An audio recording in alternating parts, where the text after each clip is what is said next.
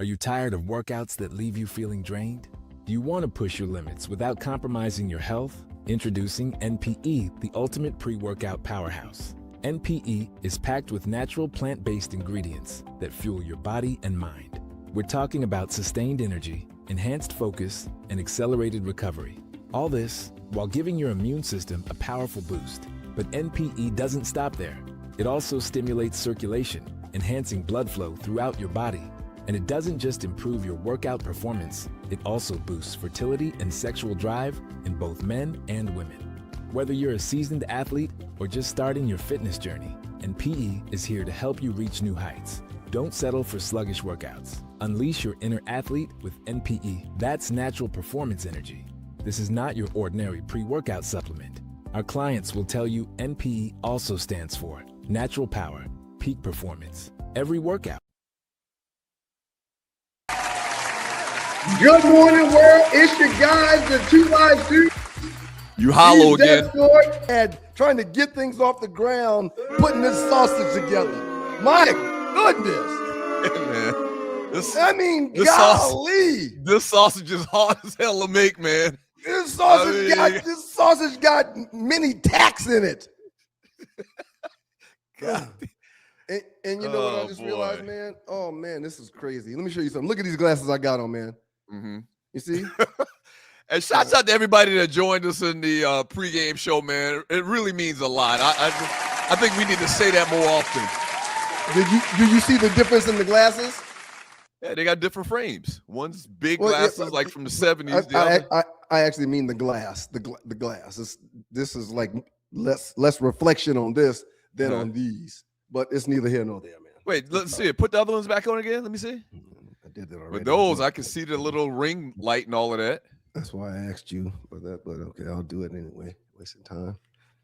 Good morning, everybody in the chat. Look at that. Ooh, look at that. See? Ooh. The other ones are much better. Yeah. You know, you can't wear those.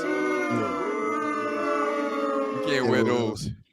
Before we get into today's show and talk about what's been absolutely amazing basketball so far in the Eastern and the Western Conference Finals. Shouts out to the Knicks. Oh, speaking of that. New York in the building. Yes, 1-0. We'll get into all that a little bit later. I got to give a shot. Let me make this announcement, man. I'm actually for all of the teams left in the playoffs, man, I'm rooting for the Knicks, man.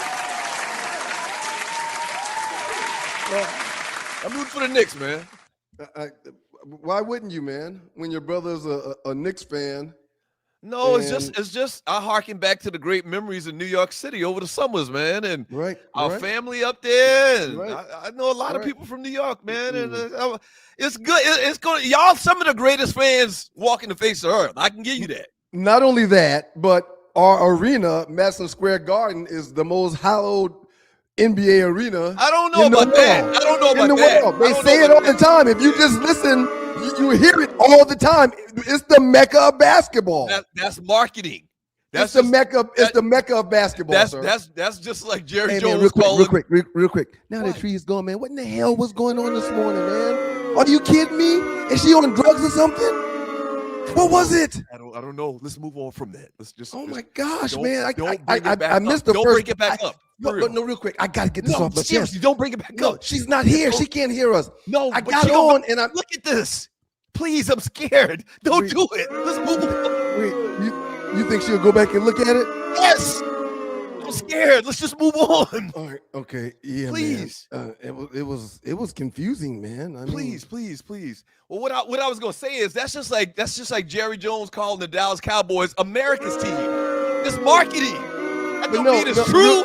Real quick. That don't mean it's true. The only person you hear calling Dallas America's team is Jerry and Dallas Cowboy fans. However, as you listen to basketball being played, announcers of every kind talk about the mecca of basketball being Madison Square Garden, sir. Yeah, because it caught on. It's a marketing thing. That's all it is. No. Yeah. No. It's a marketing thing. That's all. Why is y'all stadium or y'all arena the greatest arena in the world? Have you ever been? Have you ever been? Absolutely. A, because it's Madison Square Garden where the world's money comes through. Hey, that's A. And B, it's a heralded stadium, and we play. The court is highly lit, and the arena itself, where the seats are, is dimly lit. I mean, it's beautiful, man. Yeah, they do the same. They used to do the same thing at the Forum. So I've been to a game in LA and I've been to a game in New York, and both of them, I think they might be the only teams that do that, where they turn down the lights to put the emphasis on the court, on the floor. Yeah, that's pretty cool. But the whole greatest arena in the world, spectacle, whatever, that's a bullshit marketing thing. No. Yeah. We can start calling the Hawks Arena the world's greatest thing, and we say it enough, people go pick it up. Why would you do that though? Yeah. Why would you do that? Yeah, exactly. I got to take a second. What did he say? Good time, Grego. As uncontrollable, as horrible Knicks fans are, they will need Batman to come in if they win the championship. No, it's okay. It's okay, man. What he's saying is they're gonna have to bring Batman. She's back. But he was saying that if the Knicks, God forbid, win the championship, that they're gonna tear the city down. No, I disagree. Crime is going to go out of control. I disagree. People are going to loot. They're going to set things afire. They're going to go crazy. It's been 50 years, man. Right. Y'all don't know how to act when y'all lose. Imagine how y'all going to act in that city when they win. I was about to say what you're talking about is what happens if we lose. But when we win, it's going to be totally different. Yeah. Okay. Yeah. And Marvin Childs has a very good point. Not only is Madison Square Garden the mecca of basketball, Moncks Corner, Moco, is the mecca of the world. That's my point. Let's just keep saying that enough. Moncks Corner is the mecca of the world. Let's just keep saying that enough. And I promise you, by years in, 0.5% of the population are going to believe that. Moco is the mecca of the world. Good morning to Osiris, who's been hazing us for the past few days, acting like Kilo and text messages. What up, team? Morning, chap. Morning to your chap, 98. Morning to your chap. Real quick, man, before we get into what's going on today. This is a joy, man. This is a joy. What do you mean? What do you mean? This is a joy. Just this whole show, man. It's just a joy. It's a blessing, man. Yeah. It's a blessing, man. And listen what I tell you. Listen what I tell y'all. Yeah, it's a blessing, man. We got some huge news coming. Yep. Just stand by. Stand by. It's coming, man. We got some huge news coming. Praise his holy name. Hallelujah. Hallelujah. Hallelujah. Hallelujah. Hallelujah. Yeah. Stand by. Yeah. Brothers are working, man, and despite it all, it's for his good. Before we set today's show up, and we do appreciate everybody for being here. Terry Clark. I'm not gonna do this. Yesterday, the baby of the bunch had her moving up ceremonies to leave the 5th grade. Wait, that's the technical term of it? Moving up ceremonies? Yeah, you can't call that a graduation. Some people call that graduation. Now it makes sense. Yeah, they can't call it a graduation. Yeah. The baby of the bunch is moving up from the 5th grade and intermediate school to the 6th grade and middle school. So I've got a middle schooler. Well, I'm waiting for the pictures to load. Hopefully I'll have some before we get to picture of the day. I've got a middle schooler and I've got 2 high schoolers, and it's scary, man. When we got here to Columbus 7 years ago next month, the baby was 3 years old, man.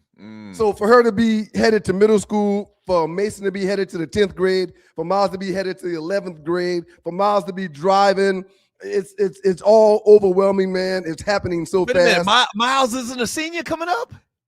A senior? Lord, no, please, no. Don't run them out of the house that fast, man. I don't want them going that fast. Wow. I'm excited about them venturing on into life and finding themselves and going to college and doing their things. I'm excited about that, but I am not rushing it at all, sir. Wow. I didn't, man. Miles is, he looked like an outside linebacker, man. I mean, he looked like an outside linebacker, man. He got another whole 2 years before he gets out of high school. I thought for sure Miles was a senior coming up this year. I thought he was a senior this year. The coach pulls us to the side on campus and says, Miles, I know you hadn't been working out, man, but it looks like it. We sure could use you out there. Yeah. Miles didn't stop walking or slow his stride down at all. I'm good, Coach, thanks. As he walked away, he's like, no, Coach, that's not going to happen. He just kept on walking. I don't know why. That's not going to happen. I don't know why the studio audience is booing. That's just not his thing. No. Yeah, that's just not his thing. It is what it is. Nothing wrong with that. If you see how my dad limps around the house and moans when he wakes up in the morning, you wouldn't want to play football either, Coach. Yeah, Coach, my dad is really screwed up right now. I'm good. And Mason, who thought he was going to play this year, has decided he is not going to play football. He's going to run cross country instead.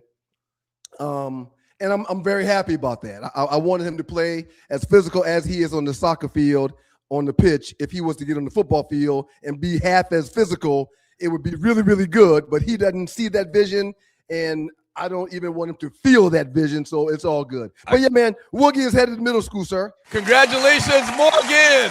Thank you, man. What's Morgan's middle name? Sarah Marie.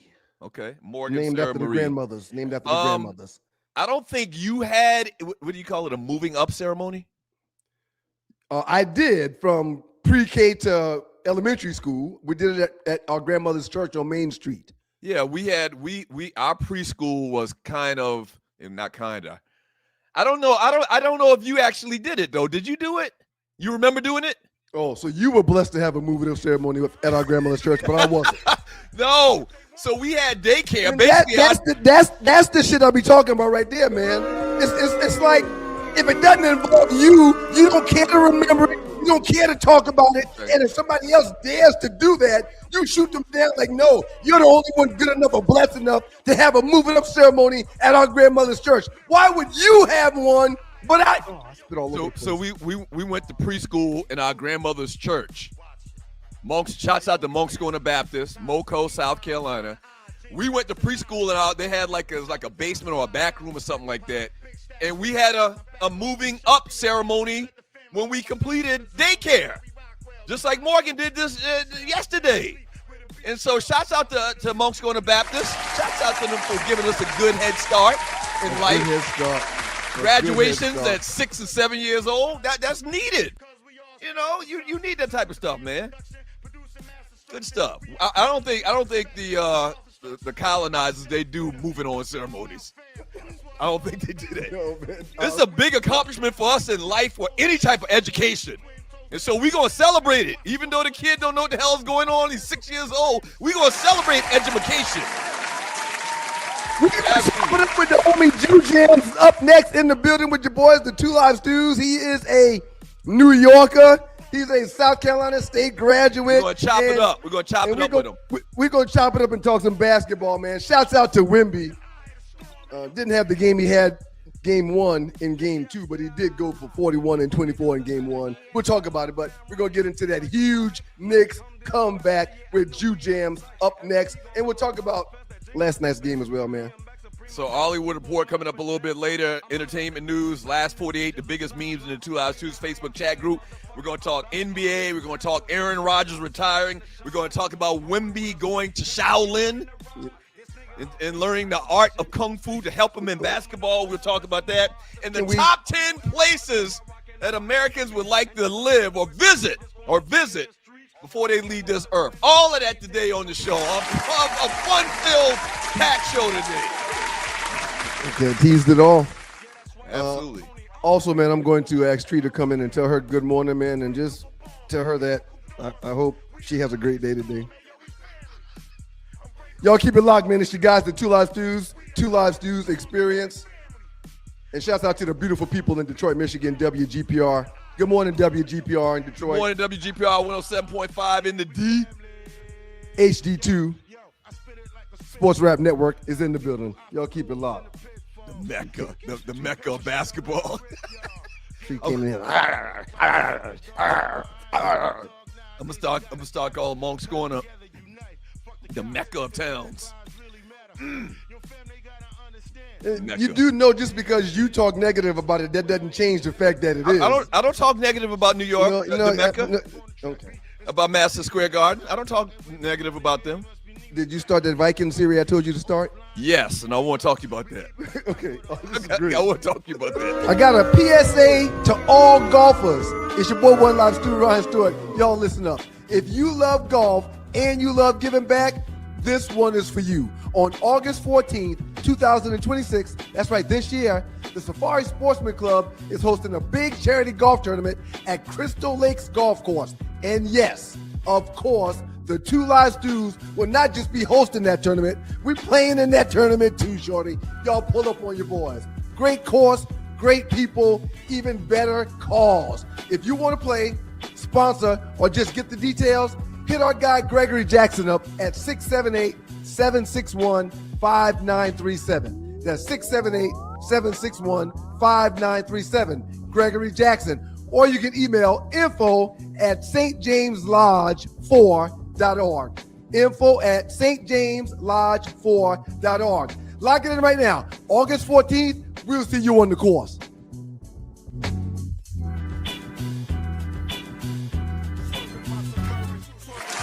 Welcome back to you guys, the Two Live Stews. He's Doug. I'm Ryan. And together, we're the Two Live Stews Experience. Thank y'all for being here because it is a choice that you have to make to spend time with the Stews. Like, share, subscribe to the show, and make sure you give the gift of the Two Live Stews to your friends and to your family, to people on the bus, to the guy that's driving you in your Uber. Shouts out to WGPR Hot 107.5 FM HD2 in Detroit. Sports Rap Network is in the building. We appreciate you, Detroit. We appreciate you, Rashad. All that you're doing. Big things popping, Rashad. All right, man. Can I introduce our chop it up guest for the day, man? I don't know why you as a Laker. I don't know why you as a Laker fan would do that. But go ahead. No, I'm doing it because he's a South Carolina State alumni. Joining us right now on the show. I guarantee that's not. Joining us right now on the show is my man Jew Jams from New York City by way of Bowman, South Carolina. Good morning, sir. Good morning, Mr. Jew Jams. Jew Jam, what's up, King? Unmute your mic, Jew Jam. Unmute your mic. Unmute your mic. What up, King? How are you, man? What it do? What up, though? I hate to, Doug, I know you probably wanted to start, but let me just say this real quick. Doug mentioned by way of someplace in South Carolina. Are you one of the New York kids that got kicked out of New York and had to come down south, Jew Jams? No, sir. Not kicked out. His grandmama had to send him down south because he did something up there. He had to come down south. Tell the truth. Tell the truth. This boy down here causing too much trouble. No, sir. I went full through. I went to Canarsie High School in Brooklyn. Born and raised in Brooklyn, East New York, and I just to make a long story short, one of my buddies came down to state first because he had family in Orangeburg, and he just told me, "Yo, it's 18-1 down here, bro." Right. It's 18-1. What he's talking about, what he's referring to is 18-1 women at South Carolina State College at the time we went to South Carolina State. Yes. Yeah. So that's awesome, man. Joining us right now is my man Jew Jams, New York City, big New York Knicks fan. We'll talk about the Knicks in a half a second, but want to get both y'all thoughts on the game last night. Thunder tied the series 122-113. Wembenyama goes for 21, 7, and 6. SGA, though, has a bounce-back game. He really hadn't been playing like the MVP, the league MVP in the playoffs over the last couple of games, but he goes for 30 and 9 last night. And once again, the Spurs lose, and the Thunder tie the series 1 game apiece. One thing I've thought about when I was watching this game last night, man, is they seem like they turned the level up a notch or two. Like they were all out, up and down the court, like a hard defense, just a lot of a frenetic pace. It was just a great high pace, high energy game last night. What's your thoughts? Share your thoughts first, Jujam. You go first, sir. Hey, I watched the first game, man, and with the passion of what Wemby brought to the table, he let them know this is gonna be a real series, and they had to this year. Yesterday, last night, the coach emptied the clip. This guy had 4 people off the bench with double figures. He was playing everybody. I think only 2 people didn't play on the roster. Mm-hmm. He emptied the clip. He was like, "Look, we're going all out. We cannot go back." Go to San Antonio 0-2. He emptied the clip, and they went right at Wemby. I think that might have been a game plan strategy. They went right at him, say, look, we either going to get our shot blocked, we're going to get a foul, right, or we're going to score. One of the 3 going to happen, so we might as well just go for it. That's absolutely correct. And Shea Butter was – I didn't see him get to the elbow much the first game. He was getting to the elbow this last game.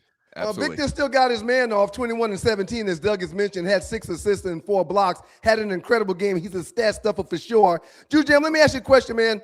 How important do you think De'Aaron Fox is to the success of the San Antonio Spurs? He hadn't played in the first 2 games, and they're still 1-1 without his presence. Do you think he's an important piece of the puzzle for San Antonio if they want to get a victory in this series? Hey, I'm going to say something that people may not like. I think Fox is gonna get traded, bro. Because they got no room for him. Mm-hmm. They got the rookie who they love. They say he is going to be the point guard of the future, and you got Castle, who's a dog. I think Fox is very important now because the rookie is still growing. But man, I don't know if they have room for him. But he's important now. He is very important now because the rookie and Castle are a little while. Because they brand new in the thing and they really their first time, and Castle is just so fearless. I think Fox would probably calm them down at certain times.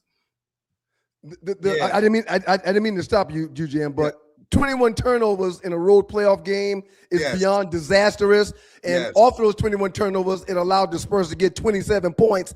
That's the reason why I think I see the importance of De'Aaron Fox, who missed a few games this year. But if he had the ball in his hands, I don't think the ball would be going to the other team half as much as it has so far early in this series. Absolutely not. It definitely wouldn't be. They need him right now. Talking to our folk Jujams about the NBA Spurs they go down last night to the Thunder 122-113. And you're exactly right. You mentioned how they went at Wemby last night, which is kind of like, I don't know how many teams have done that or tried that tactic against them this past year.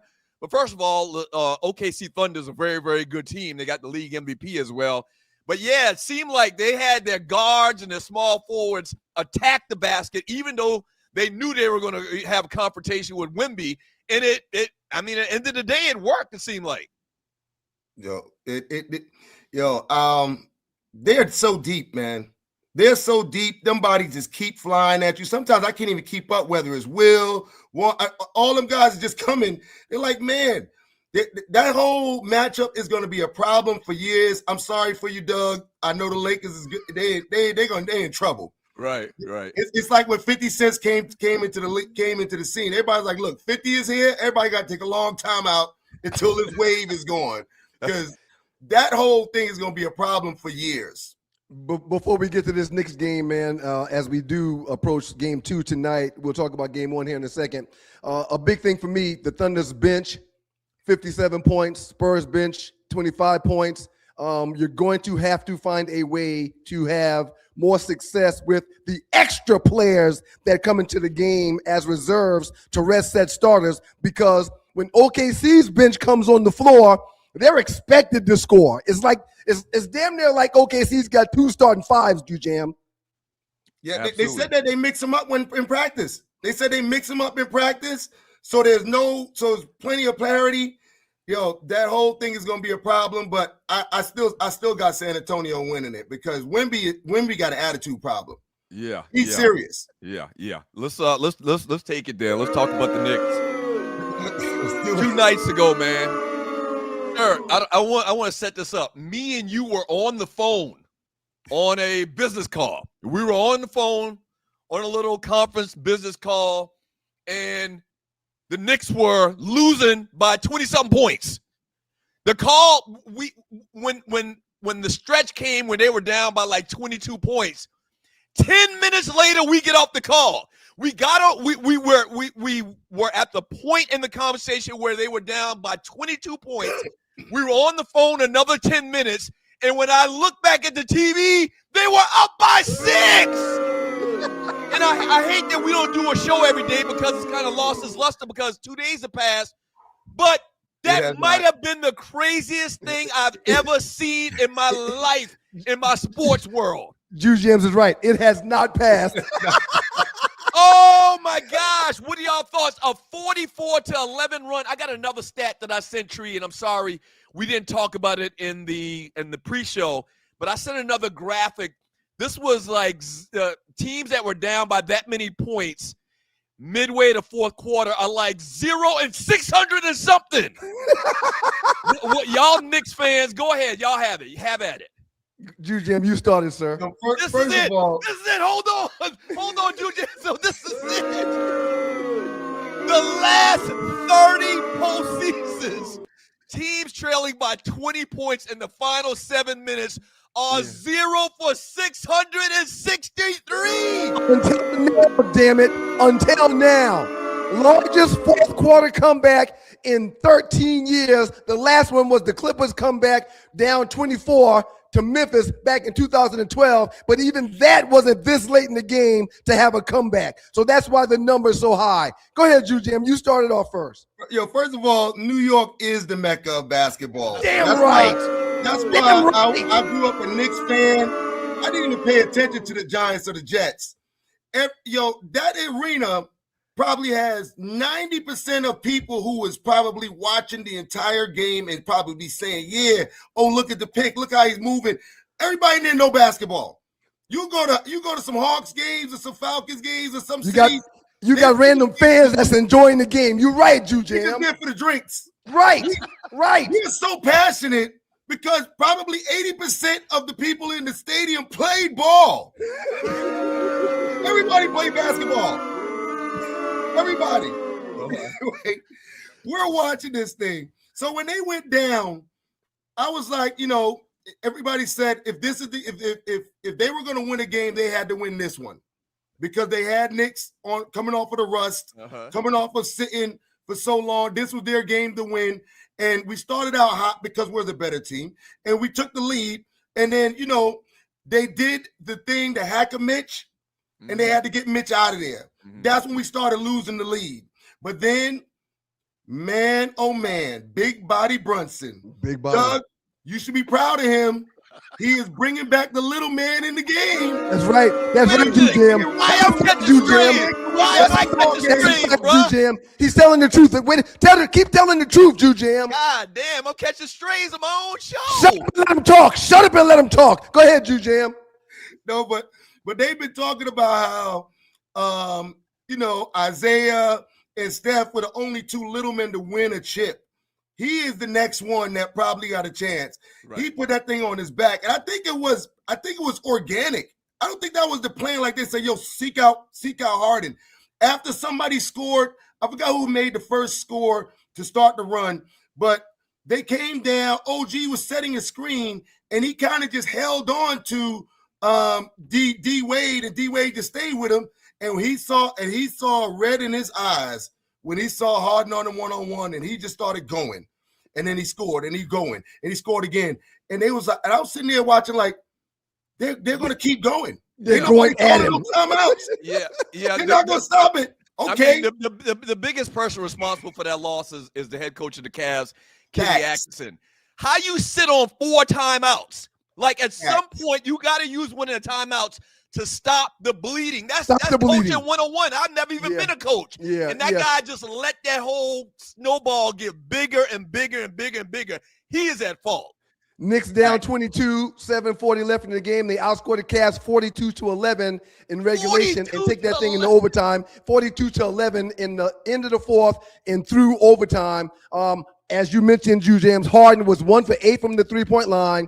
He passed on the last shot. Game tied 101-101. He passes the ball to Sam Merrill with 3 seconds left. And that's when I was like, I can't say on this platform what I screamed out during the game, but do you see their fortunes changing tonight, Jujam? Or do you think that the Knicks, coming off of a 9-game rest where they hadn't played basketball prior to game 1 since Mother's Day, do you think we'll be in full swing as we get into game 2 tonight? Or do you see a resurgence from the opponent?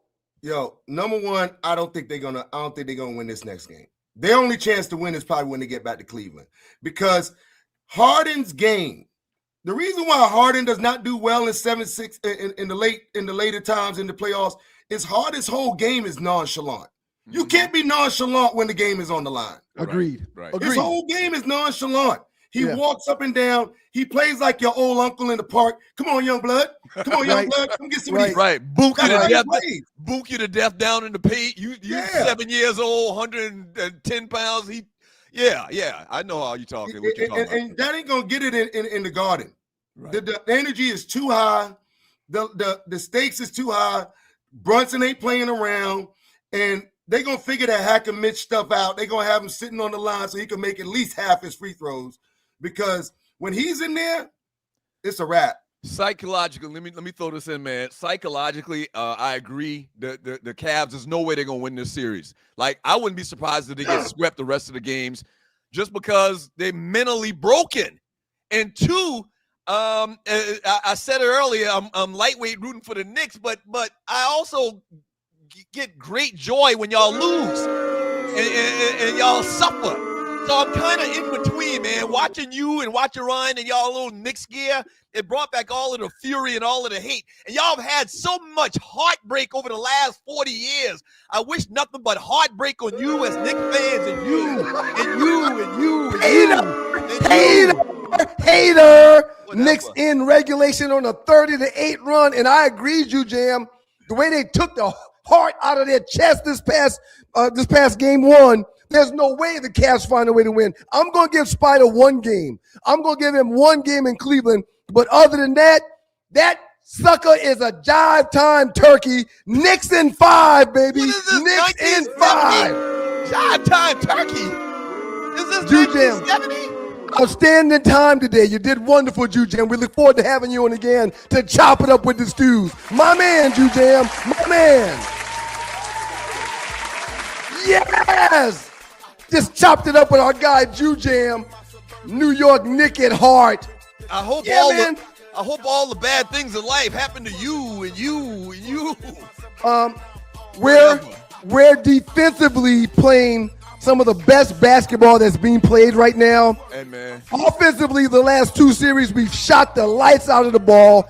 We didn't do that from the middle of the first quarter until the beginning of the fourth quarter in this last game. But, sir, I feel good about our opportunity to get to the finals. Hey, man, I swear to you, when I turned the game or paid attention to the game, because the game was on the whole time when we were on the phone call, this was my face for like 10, 15 seconds. Like, I couldn't believe what was going on. I was like, I was questioning myself. I was like, wait a minute. I just looked at this and we were, and Cleveland was up by 20-something points just 5-10 minutes ago. Woogie said, Daddy, you're tired. You probably can go to bed now. I'm about to go to bed. I said, good night, baby. I can't go to bed while my team is on the floor. I got to watch this game. And she said, okay, Daddy, I'll see you in the morning. She woke up the next morning and said, how bad did they lose, Daddy? I said, baby, they came back and won by 9. She said, what? Yes, they came back and won by 9. One of the craziest in overtime. I've ever seen in my sports. It was great. It was great. Lifetime. It was great. It was great. You can hate all you want, sir. Your words don't matter when it comes to what's destined to happen. To quote the great Dave Chappelle from the Hater skit on the Chappelle Show, I hate you. I hope all the bad things in life happen to you. If Jalen Brunson continues to prove what he's been proving, he may be the best clutch guard in the NBA right now. Mike Brown took him off the ball, allowing Cat to play point center, kind of, sort of, or point power forward, and him being able to move around has allowed him to find his shot. Shouts out to Mike Brown for coaching this team up doing something Tom Thibodeau hadn't done. That's another whole conversation. It is. Mike Brown out there coaching. It is. Doing a great coaching job. It is. He's been there and he's done that. Hey, we're gonna have a conversation about this guy on your screen when we get back from the break, man. Aaron Rodgers said he's shutting it down. Not this year, but he's shutting it down. We'll talk about it next on the 2 Hours Studio. Who do you hate more, man, LeBron or the Knicks? This is a great question, Solar Prowl. I don't hate LeBron. First of all, who do you hate more, man? LeBron or the Knicks? That's what they call one of the false narratives. Look, these people listen to the show. These people just don't listen when the Lakers started making the playoffs at the end of the year. They listen to the show. The season's over. We've been talking basketball for the last 8 months. I'll humor you. I hate the Knicks more. I'll humor you. Go ahead, whatever. That's exactly what I wanted. A little Aaron Rodgers and some NFL talk up next. Y'all keep it locked. Yeah, that's exactly what I wanted you to say. God, I did a reel too, man. I did a reel. It's got like 70,000 views on it. I've been doing reels the last couple of days. I did a real good one about these players boycotting the SEC. I'm about to get in this real game with you, man. Yeah. You said that like 2 years ago. I've been saying that. I know. I apologize. Yeah. That was she good. She don't help me like she helps you. That's why it's hard for me to get Shouts out to Jew Jams with the Chop It Up segment. You did good. Chop It Up is great. It's a great segment. Thank you for your leadership. That was a great idea by you, sir. Chopping it up. What up, folks? It's your boy Doug Stewart, one half of the world famous 2 Live Stews. Now, what I do in my daily life is I work in the financial services industry. In particular, I sell life insurance, okay? I do retirement planning, investing as well, but really I focus on life insurance. You need somebody that you can trust to sell you a life insurance policy, to get you the right life insurance policy. I'm your guy. Y'all know me from these streets. I'm somewhat of a public figure. I'm not going to do anything wrong to damage my reputation at all right? So if you need life insurance, your mama need life insurance, your kids need life insurance, holla at me. Holla at your boy, all right? 678-770-8073. That's 678-770-8073. I've been doing this thing a long time. I've hired, trained, and managed employees and agents in the life insurance industry. Holla at your boy. I got you covered. You good. 678-770-8073. I got you. Let's go. Welcome back to you guys, the 2 Live Stews. He's Doug, I'm Ryan, but together, y'all know what it is. It's the 2 Live Stews experience. Every Monday and Thursday on YouTube. Sounds like more shows to come. Shout out to the great people in Detroit, Michigan, WGPR, Hot 107.5 FM HD2 in Detroit. The Sports Rap Network is in the building. It's in the building. Real quick, man. You told me to watch this show, Vikings. Yes. And the show, I've watched 7 episodes. Okay. And it's very old. When did this show start come out? Like it's an older series. Okay. So I'm not spoiling anything. No. Well, you could. If Doug is about to spoil it for y'all, please just do like this for a couple seconds. Go ahead. Or mute your computer or whatever. Okay. I'm gonna talk a little bit about this. This show is very upsetting to my spirit because what it shows, the very first 2 or 3 episodes of Vikings, and I'm pretty sure people can guess what it's about. They basically. The original series first premiered on the History Channel on March 3rd, 2013. Okay, so a long time. It's over 10 years. Go for it. Basically, long story short, man, they built ships and they went over to foreign lands. They went west, and wherever they went, they killed everybody in sight. And took their treasure. And took all of this shit. Same thing that the Pilgrims, and I don't know what's the difference between a Pilgrim and a Viking, but they're pretty much the same. The same way that the colonizers from Europe got on this boat, came over to this land, okay, and killed all of the Native Americans. And it really twisted my soul a little bit when I thought about what's going on in the world right now. Read the screen real quick, man. Read the screen real quick. Sounds about white, yeah.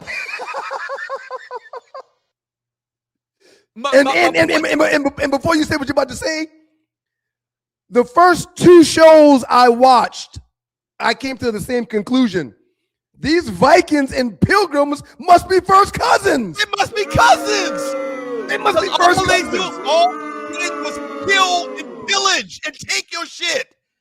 And it makes me think that there's something barbaric in their DNA. That might change his name to Dr. Batmite. Why not Batmite? If other people can be doctors, how come you can't be Dr. Batmite? Okay, please go ahead. Well, if you could be the mecca of basketball, you could be anything you want. Shut up, boy. But the point is I think it's in their DNA. Shut up. The Pilgrims, the Vikings, they're barbarians. They have no sense of remorse. Like they just kill indiscriminately. They don't care. They don't have a heart.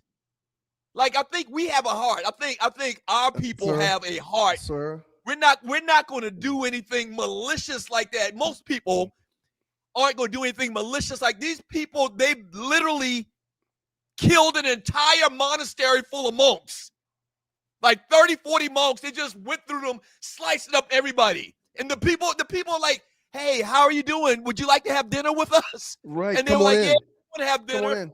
Just like I'm not going to say the guy's name that went to the church down in Charleston, Mother Emanuel. Yeah. They invited him in to worship with them. And he slaughtered them. And he comes inside and pulls out a gun after worshiping and praying with them and starts shooting them. Right. So this absolutely right. My point I'm trying to make is this is a common theme. You do know that the Pilgrims or the first settlers that came over from this country were basically running from Europe. They were criminals. The vast majority of them were criminals. They're the ones that landed here, quote unquote, landed here first. And what I'm telling you is watching Game of Thrones, watching Vikings, it's very apparent knowing the history of this country and how they killed and murdered millions of Indians. It's very obvious to me there's something wrong in these people's DNA. So they are barbarians. My kids are starting to, especially Miles because he's driving now, they're starting to go out on their own without us. Miles hangs with his friends. He goes different places with his friends. Mason now gets in the car with some of his friends from time to time and goes different places. And I tell them, hey, man, make sure that when you're with your friends that you put yourself first. Keep your peace and put yourself first. Don't start giving grace and mercy to others before you do that to yourself first, because the people you may be hanging out with more than likely don't give a damn about you. And if they have to make a choice, they're going to choose them before they choose you. Remember that. Right. Put yourself first. These people are vicious, and not everybody, but these people, who was it? You had to list up the last email you put up, or the last text you put up, Tree. The guy listed all of the different sects of people, not sex. Sex, not spelled S-E-X. But anyway, yeah. He basically the message was saying Nordics, Pilgrims. There we go. Nordics, Anglo-Saxons, Visigoths, Romans, Greeks, Pilgrims, Puritans, Celtics, conquerors, man. Vicious, unrelenting. I'm coming to take your shit, man. For people that haven't seen it, the very first conquest they made to the west, they landed, got out, and happened upon a monastery. And the monastery had like 30, 40 monks in there, and they were in there praying, and they kicked the door open, and the monks said, hey, how are you guys doing? You must be visitors. Would you like to have dinner with us? We're cooking dinner right now. We're cooking a turkey. Yeah. Very, very distressing, man. I don't know if my spirit can handle it. I've been trying to separate myself from negative things, and I don't know if I can continue watching them slaughter people in cold blood.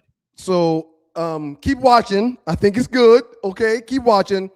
But we grew up in a community of people that look like us, and the bulk of those people were family. Right. So We grew up, and at any given time, if there was no milk, Mom would say, I don't feel like running to the store. Go next door and see if your uncle's got 2 cups of milk we could borrow. I'm trying to do so-and-so. Go down the street and see if cousin Jesse got some sugar. Tell him I got to go to the store tomorrow. I'll bring some sugar back. We grew up sharing with our community. We grew up, and if there was a kid outside, we stopped the car. Hey, you need a ride, or you just hanging out? The others, I question that. They're not born and bred to do that. They're born and bred to, what can I get? To conquer. Right. You got what I like. How can I take it? And then also in this political climate that we've seen under this administration. My Lord. It really nails home that fact. They will absolutely ignore what we see. This whole thing about January 6th, when they took over the Capitol and they killed the police or whatever, Trump is giving them $1.4 billion.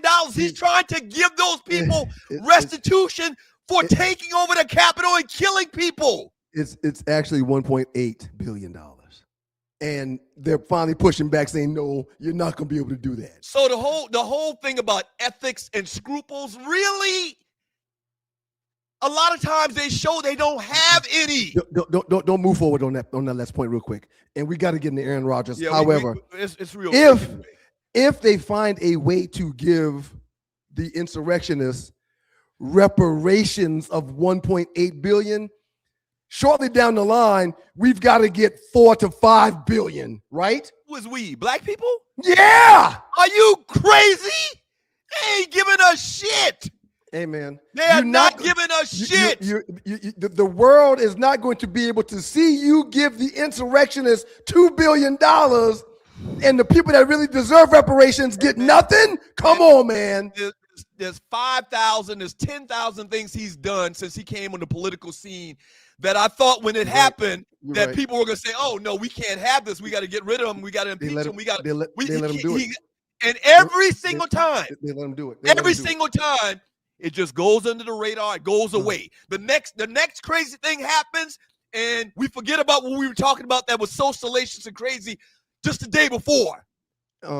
We are living in bizarre world, man. This guy is going to give not only is it an accusation of them taking over and assaulting the Capitol and killing people, it's on video. We saw it live. A whole day of terrorism on the Capitol in the country on U.S. land. And they're going to be rewarded a little shy of $1.8 billion. Sir, how blasphemous is the thought of that? How dare you even put that on the table? Let's talk about Aaron Rodgers, man. I didn't want to take so much time to do this. To the listeners, man, I apologize, man. But when this whole Vikings thing mixed with what's going on in politically in this country is just I had to get that off my chest, man. It's a lot of these people are savages. It's as simple as that. It's still must-see TV. They do a lot of things that savages do. Sean Mills coming in 5, 4, 3, 2. Only savages would say, let's give these people that ran amok and killed and murdered and broke into the nation's capital. Let's give them $1.4 billion, $1.8 billion. Only a savage would do something like that. And we got it on video. A savage, man. If we didn't have it on video, it's one thing. No. But a savage says it's on video, but we don't care. I've said for years. However, if it was evil, if it was these people and not these people, there would have been helicopters with them M16s. It would have been thousands of us killed that day if we had done that. No question. Thousands sprayed down. You're exactly right. They would have flew over. They may have dropped the bomb on them. Well, because they would blow up the Capitol if they dropped a bomb. Then they wouldn't have done that. Hey, real quick, man. Real quick. Aaron Rodgers is calling it quits after this year, the 2026 season. The 42-year-old quarterback signed a 1-year contract with the Steelers, reuniting him with head coach Mike McCarthy, who he played under in Green Bay. This is it, he said. He signed a 1-year, $13.65 million deal. The moves places him back with his former coach, Mike McCarthy, once again, they had great success in Green Bay. A little bit deep on that 13.6. It's got escalators in it that will allow him, if he hits certain numbers and accomplishes certain goals, $25 million. So it's a $25 million deal, but he's guaranteed to make 13.6 with an option to get to 25. Real quick, two more points, and I just want to ask you one vague general question. You're watching the Two Loud Stews experience. He is the only quarterback in NFL history to throw at least 400 touchdowns while keeping his career interception rate under 2%. He is tied for first all-time in NFL career passing rating. As far as technical quarterbacks. It is a Giving Thursday, y'all. Please don't forget that. Go ahead, Dale. Oh, my gosh. I didn't even mention that, man. It's okay. If you like to donate to the show, look to the bottom of the chat to the right. You'll see the QR symbol. Click on that and donate on the preferred way, Cash App. That's $ 2 Live Stews if you don't have the – go ahead. You're going to forget what you were going to say. No, I'm not going to forget. Wow. And if you'd like to donate the traditional way we started doing, click on the Super Chat down at the bottom of the chat, and you'll see Super Chat. Click on that. It's either a heart symbol or a dollar symbol based on when you watch the show, and donate to the show as well. We would greatly appreciate it. As far as a technical quarterback with the best attributes of everything you want out of a quarterback, take out the whole aspect of being a dual threat quarterback. He's athletic, but he ain't no Mike Vick or anything like that. Aaron Rodgers is probably the best quarterback that I think that I've seen in my lifetime. I don't think there's a better quarterback. When he was cooking, this man made the most accurate throws. He was the smartest. He didn't throw in the double, triple coverage like Brett Favre, a lot of these other quarterbacks. He was athletic enough to break the pocket if he needed to. Can I give you a couple names real quick? And he protected the football. We just talked about it just now. He's got a career interception rate of 2%. All-time best number. All-time best number. What's your thoughts? Great. I'll take Warren Moon and I'll take Joe Montana before taking Aaron Rodgers. But however, I'm not knocking what you just said. But I would take Warren Moon and I would take Joe Montana before taking Aaron Rodgers. But everything you just said is factual, and I agree. Well, if you're asking me which quarterback I would take, this is a different question what I posed to you. I would take Joe Montana as far as a quarterback over anybody else. Okay. All right. We're on the same page. He's very good, man. As far as championship moments, clutchness, rings, when you factor all of that in, leadership, I'm taking Montana before anybody. But what I'm saying is, from a technical standpoint, man, Aaron Rodgers, man, and he got a cannon. He's had a cannon. He's got a cannon. He's tied for first all-time in NFL career passer ratings.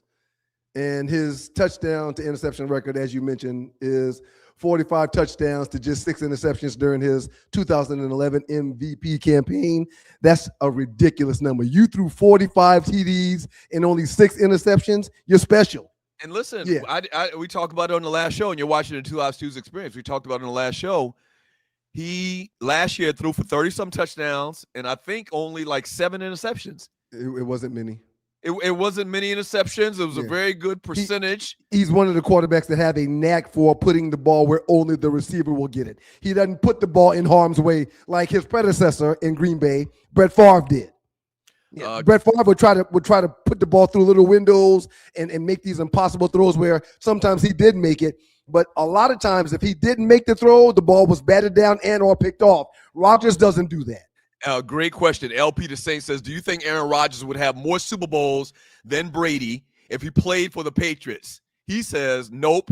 Hoodie would have pushed him out so quick. He's talking about Belichick would have, cut him? Belichick wore the hoodie. He's saying Belichick would have cut him or traded him?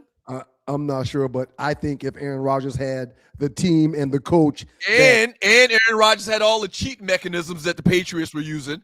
Absolutely. I think he's a better quarterback than Tom Brady. Absolutely. Absolutely. And I respect Tom Brady. For the record, I don't respect Tom Brady. Oh yeah, no. Cheating bastard. No. You don't win 7 titles, even though you are known to have done some nefarious things. You don't win 7 titles, and you're not the ish. But man to man, the X factors make Aaron Rodgers a much better quarterback than Tom Brady. I agree. I think he's a better quarterback than Tom Brady as well. I agree. So we gotta get out of here. Wait, we not late? Oh, we are late. Damn. Where's the music? It's okay. Okay. All right.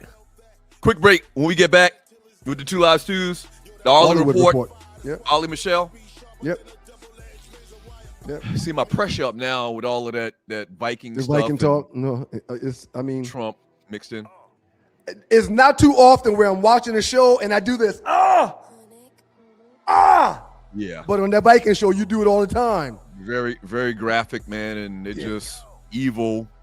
Brother on brother crime is coming up if you keep watching. I don't want to give it away, but if you keep watching, why'd you give that away? Well, there's a couple of brothers on the series. You see.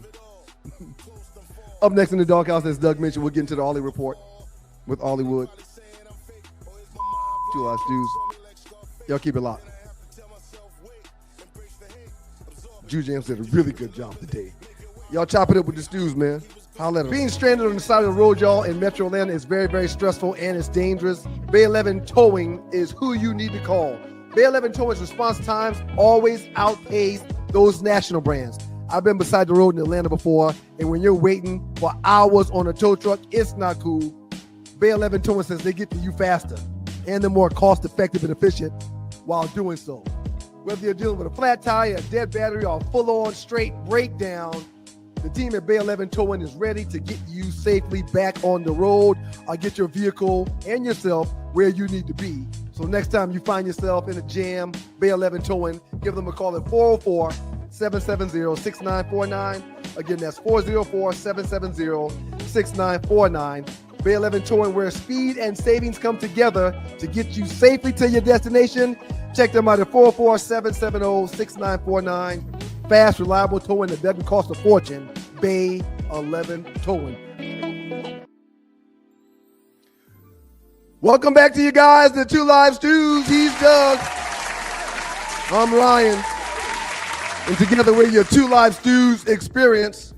Good morning, world. We appreciate y'all for being here. Shouts out to the beautiful people in Detroit, Michigan, WGPR, Hot 107.5 FM, HD2 in Detroit. The Sports Rap Network is in the building. Yeah. So maybe Arlie's having some type of technical difficulties. She'll be here shortly. While we're waiting on her, can I tell you something real quick? Yeah, go ahead. Last year, the Ohio State Buckeyes on their football roster spent $25 million. Have you heard how much money they spent this year? No. Sir, the Buckeyes have spent $43.4 million on their roster this year. From their, what do they call it? NIL. What's the other? The collective. The collective. Yes, the collective is they distribute the NIL money. Right. $43.4 million.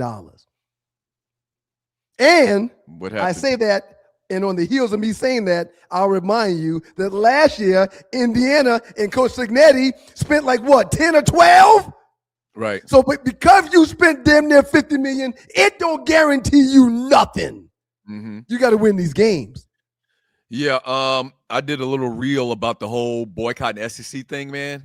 In 8 hours, it got 140-something thousand views. It's good. And when I tell you I'm getting bombarded in my inbox by people mad at me. Yes. Saying these things. Bring it. Mad at the thought of telling these young black players to understand their value and their worth and possibly seek another place to play is rubbing a lot of people. And I knew it would, but I didn't realize I could show you some screenshots, man. I don't care. I don't care to see them because I don't give a damn about what they think. Yeah. It's pretty bad right now. However, for those who understand but say, hey, man, that's going to be tough, No one is asking them to not play their sport. No one is asking them not to get paid. No one is asking them to forego their education. We're saying simply go someplace else where they're not trying to rig elections to push black people out. That's all we're saying. Absolutely. We would never ask these kids to not follow their dreams or to not try to better themselves or to not get paid to take care of communities. We would never do that. We're just saying, allow your choice to have some black representation, allow your choice to be in a blue state, allow your choice to be someplace where they're not ishing on people that look like you. Good morning, Arlie. I think it would be good radio for me to chop up and screenshot a bunch of these messages I'm getting in my inbox. A lot of these people don't even understand the issues with the Voting Rights Act that was, in effect, gutted. I keep hearing people using this term gutted a couple of weeks ago. Like 3 or 4 people inbox me, colonizers. What are you referring to when you're talking about the Civil Rights Act? Nothing. What are you talking about? No idea. And I sent them a link, and then I don't hear back from them. They don't even know the issues. They don't understand. And maybe they do understand. They just don't care, or they're not trying to listen to the truth and what's going on in this country. There's a few Nordics I've pushed back on, and after sending these long messages on Facebook or Instagram and direct messaging people, I realized, why are you wasting your time sending that to that Nordic that's not even going to read it? Right. Hey, Arlie, good morning. What's up with the grandkid bounce? Good morning, Hollywood. How are you this morning? Well, good morning. I'm calling it the computer monster, like Cookie Monster. I'm called the computer monster. It's okay. It's okay. We're happy to have you, Arlie. I'm happy to be here. What y'all doing? I hear y'all discussing the Voter Rights Act. All this going on. Let me tell y'all, I couldn't early vote because I had not done my homework. I went and did, like they said, pull up your sample ballot. I was like, let me go see what's on there. Because a lot of times they have those really thick amendments that you just like, ooh, are we going to move? And then you're like, ooh, I don't know. You have to stand it too long. I said, I'm going to pull it up and see. Oh my God, we had a lot on the ballot. We had, governor, lieutenant governor. We had all our Senate races. We had a bunch of judicial races. We had a bunch of stuff. So I had to call in reinforcements. I had to go do homework. I said, I feel like I'm studying for an exam, trying to just figure out who these people are on the board. I'm glad you brought that up, Arlie. Wifey and I went to vote together on Tuesday. And when we parked at the voting poll, which the voting poll I was told we had to go to wasn't the right one. And then they sent us to another poll that wasn't the right one, as if us driving 30 minutes or 45 minutes was going to stop us from voting. It took us about 2 hours to vote, and our poll was, in essence, 12 miles away from the crib. That's another story for another day, but we voted. Right. Now, let me just say this. When we pulled up to finally vote, I told Wifey, hey, I'm going to be in there a minute because I'm going to have to open my phone up and look through everything that I'm looking at before I vote. I was in that booth for about 30, 45 minutes. Really? Wow. Yes. Shouts out. Right on the ballot. It was a lot on the ballot. Shouts out to former Atlanta Mayor Keisha Lance Bottoms, who is going to run on the Democratic side of the ticket in November in the general election. She got over 50% of the vote. Please don't do that, Ollie. Please, not right now, please. I mean, she's my sorrow, so I'll be for the sorrow. But I also am the one who's like, okay, who's gonna whoop one of them Republicans? Because y'all saw their ads. Y'all know what we in for if we get either one of them people. Yeah. Well, I think Keisha's gonna do fine. Atlanta got a mayor named Keisha. Yes, that's exactly right. We had a mayor named Keisha. We got a mayor now named Andre. Yeah, so we're gonna have to get out there. Yeah, we're gonna have to get out there, man. I mean, simple as that. Shouts out to her. Congratulations for getting the Democratic ticket. Ollie, get into your report. Let's do this. Yes. What's up, everybody? It's your girl, Arlie Michelle. I hope you did get out there and vote. And if you didn't, you gonna get your. But anyway, it's your girl, Arlie Michelle, with the Arlie Report with the 2 live stews. Happy birthday to you. Happy birthday to you. Happy birthday. Oh, I like that little vibrato on the end. Doug, that's called vibrato. He got a little vibrato on the end. So we have a few birthdays. Now, I don't know who Mr. Ron at Georgia Tech is, but we are wishing him Mr. Ron at Georgia Tech. What up, Mr. Ron at the birthday boy at Georgia Tech? Shout out to you, Mr. Ron. He's an Alabama guy. He's got like 10 siblings. He's a huge football fan and loves the Steelers. Every room he walks in, he lights it up, man. We had to acknowledge my Georgia Tech great, Mr. Ron. Happy birthday, Mr. Ron. I appreciate you for doing that, Ollie. Thank you very much. Absolutely, Mr. Ron. So, other celebrities outside of Mr. Ron today, we have the Isley brothers. Y'all know the famous Isley brother, Ronald Isley, who's still saying, "What the hell is going on in my sheets between my home?" I used to I'm sorry, y'all have a great song. It was a great song. Closet thing with R. Kelly. It was a great song. It was great. The whole closet, the whole series. It was awesome. It was awesome. It was like 26 versions. I mean, 26 episodes. Right. Like, it was amazing. But anyway, he is 85 today. Wow.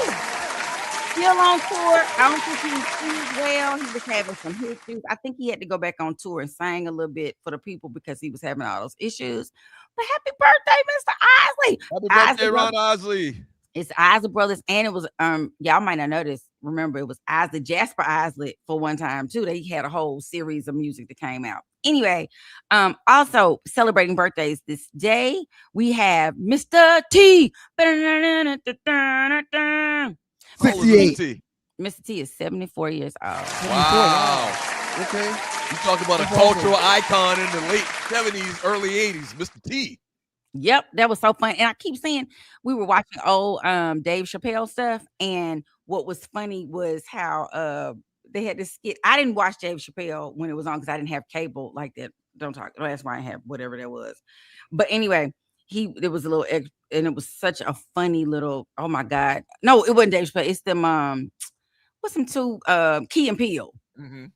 Lord have mercy. That junk. Very funny. Yes, very funny. Very underrated. Very funny. Very underrated. Singer Rochelle Farrell is 64 today. Woo! She has a beautiful voice. We haven't heard much from her and all that good stuff, but it's okay. We also celebrate the birthday of a couple of other people. Max B, who is a rapper, little youngster out there in the game. So happy birthday to those people. Happy birthday. Woo! Y'all. So today it seems like it's going to be a legal kind of day for us with our entertainment report, because it's entertainers with legal stuff happening, good stuff, bad stuff, all the stuff. But I had no idea until I was getting ready for today that that Paris Jackson was in a legal fight with the attorneys or the estate of her father. So she just won a lawsuit against John Branca and Branca and John McClain. Both Johns successfully challenged their unauthorized bonus payments and forced them to show financial transparency. Ooh, that was a tongue twister. The judges said, hey, something ain't right here. And she just won $625,000 legal victory against his former lawyers, because what they were doing, it seems, is they were authorizing payments far exceeding like $10 million for themselves in a year, which is double what normal executors of an estate would get.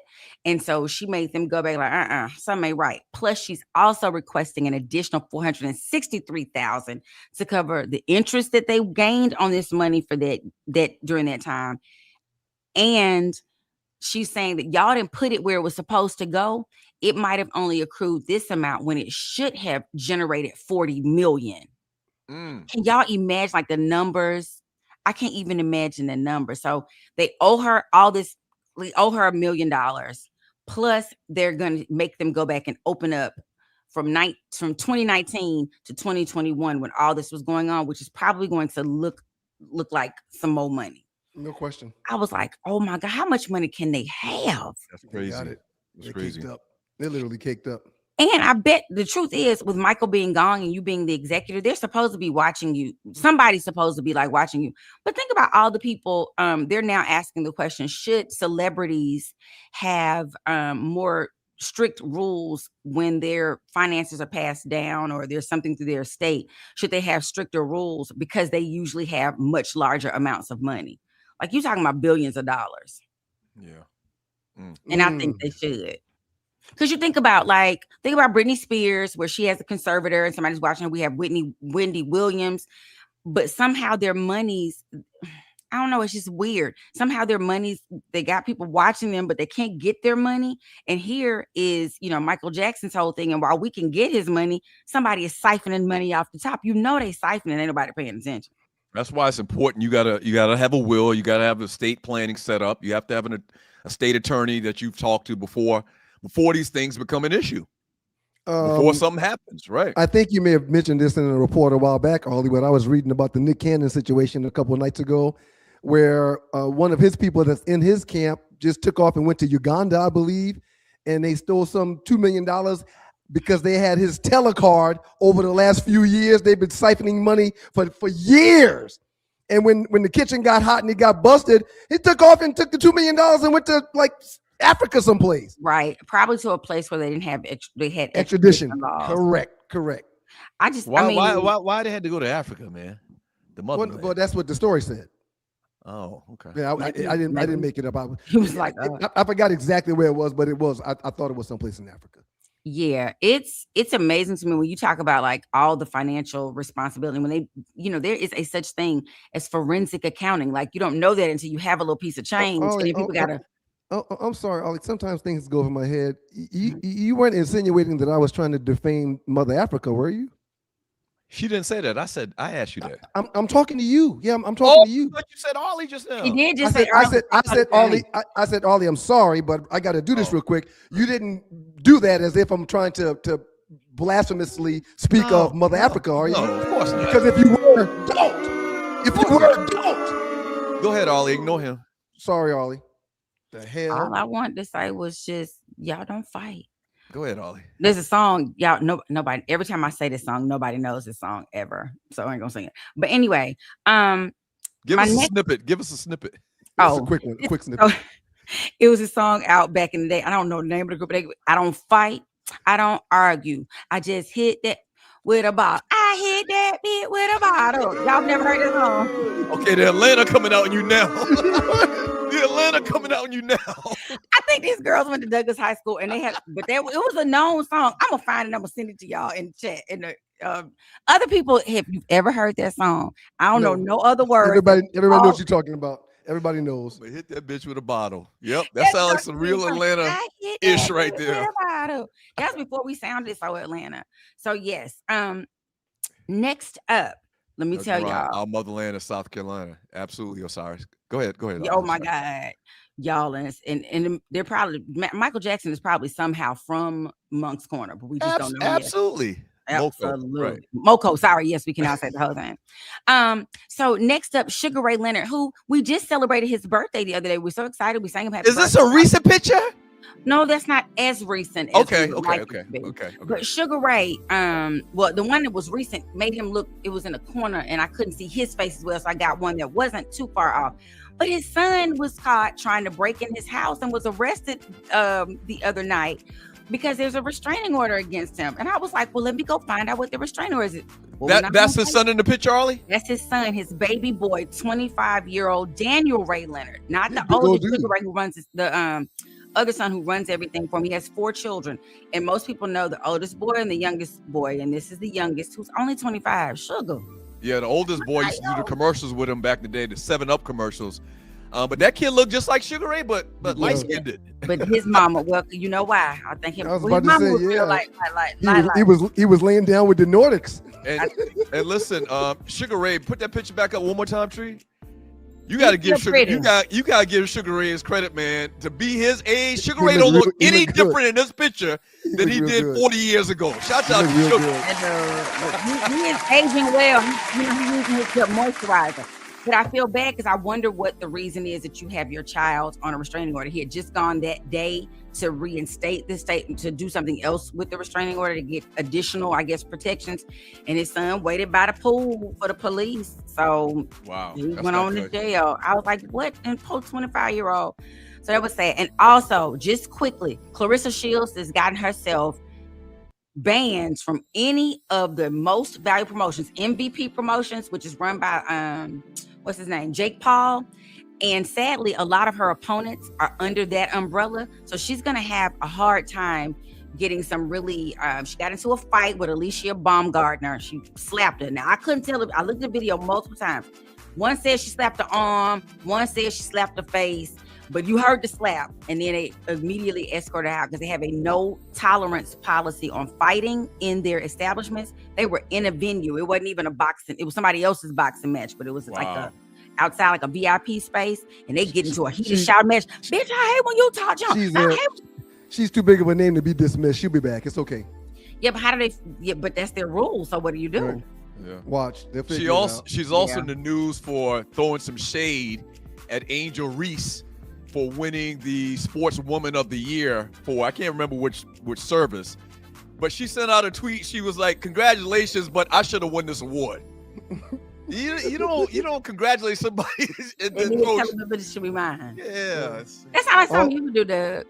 Ollie, outstanding job this morning. We appreciate you and your time, Ollie. Thank you, Ollie. I see y'all in the chat. You gonna hang around, right? I'm gonna hang around. All right, awesome. Up next in the Doghouse with your boys, the Two Live Stews on the Two Live Stews Experience. Former Georgia Tech alum. Spent some time with him on the flats down there at Georgia Tech. He's a Conyers native. The great Eric Fears will spend some time with the Two Live Stews. This brother's created a company to assist businesses and the community when it comes to the World Cup. A little World Cup talk with Eric Fears up next. With the Stews. Y'all keep it locked. Y'all keep it locked. Go run and use the bathroom, Doug. I know you got to pee. Go ahead. Got to bladder up a 2-year-old. Hey, you stealing my business, man. It's not everybody's business. I probably shouldn't have said that. I apologize. Why that wasn't necessary. But hurry up. You got like a minute and 30 seconds. Hurry up. What's going on with that one long gray hair at the bottom of your chin? Yeah, man, it is what it is. So he's just totally repelling the Beijing? I don't use any Beijing, man. I let them express themselves. Like we are going to express ourselves when people book the stews. Larry Brown, 404-895-9395. Repasses, funerals, open mic nights, bar mitzvahs. Yes, bar mitzvahs. Yeah. I would learn more about the culture before getting booked for one. But if I get booked for one, I'll damn sure come do it. Anyway, book the stews. 404-895-9395. Call our guy Larry Brown. Email him sme.larrybrown@gmail.com. Tailgates, strip clubs, scripper clubs. We do it all. Dropping the kids off at school, picking the kids up from school, going to the kids' school for recess. We do it all. Draft parties. We do it all. One thing we didn't mention, or we forgot to mention, so let me mention it. 4 small feet.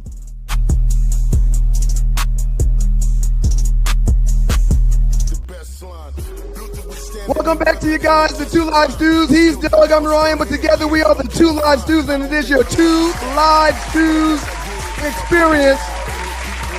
Thank you for being here. Every time I watch that commercial and you talk about dropping the kids off at school, I immediately think about dropping the kids off at the pool. We got to edit that a little bit better, man. Well, no, it's okay. It leaves a little comedic relief, and you're not the only one that thinks about that, because I always think, even though we're the one that cut the spot, I often think when I hear it, wait a minute, do we say dropping the kids off at the pool? Yeah. So look, man, as our guest gets ready to come in, let me make sure he's coming in before we do that. Outstanding report by Ollie just now, man. Mm-hmm. Absolutely. Shouts out to everybody, man. Okay, that brother went to change his shirt. I love it, man. Up next in the Doghouse with you guys, the Two Live Stews, the great Eric Fears. He's a former city councilman for Conyers, Georgia, that is, a prominent business consultant. He's recognized for his extensive work advising municipalities, nonprofits, and community organizations, including his efforts with the Grove Park Foundation. Local government, served on the Conyers City Council in Metro Atlanta area. He's a great businessman. He is a former Georgia Tech Yellow Jacket, and we're happy to invite into the Doghouse to talk a little World Cup. The great Eric Fears in the building with the Two Live Stews. You get the title great on this show, Eric. Hey, what's How you up, doing, fellas? man? What's happening? What we doing? Hey, man, what we doing? We're happy to have you on, man. I hadn't talked to you in a while, so before we get into the report, how's life with a brother, man? It's good to see you. Hey, man, look, it's good to be seen. Like, you know, they say in the country, it's good to be seen, not viewed, right? Right, but, right. I'm excited, man. You know what I'm saying? Let's take that. Life Please good. Go ahead, Eric.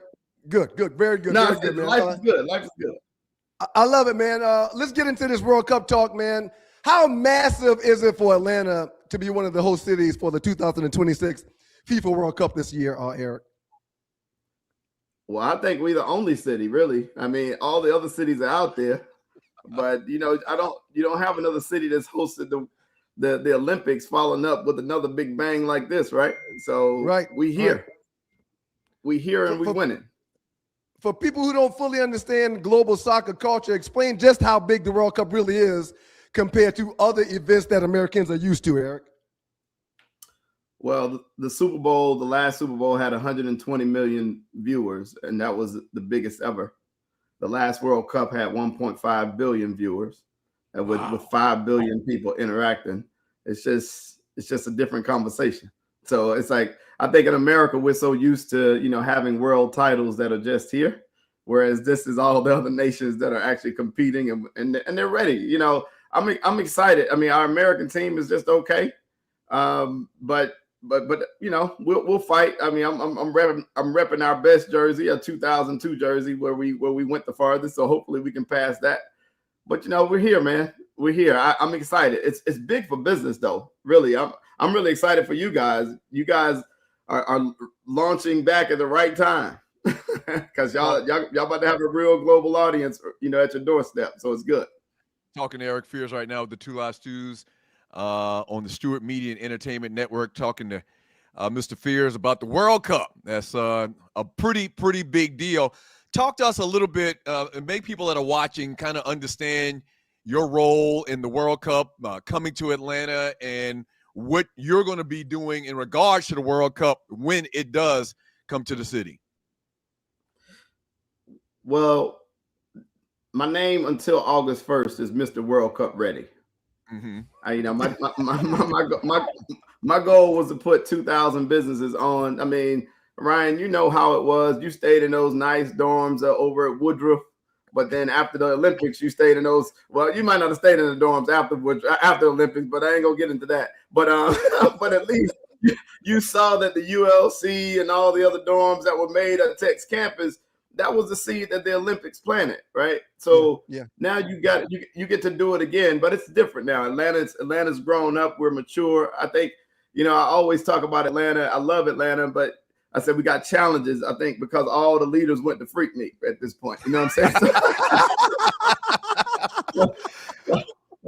Since you got all the leaders went to Freaknik, you know, they love entertainment. But I think it's time for Atlanta to really grow on up. Let's go ahead and hit our big stride and make some big money, you know, and start being global. Live up to that global name. You know, Ambassador Young, you know, I used to work for Ambassador Young, so I got to travel the world with him.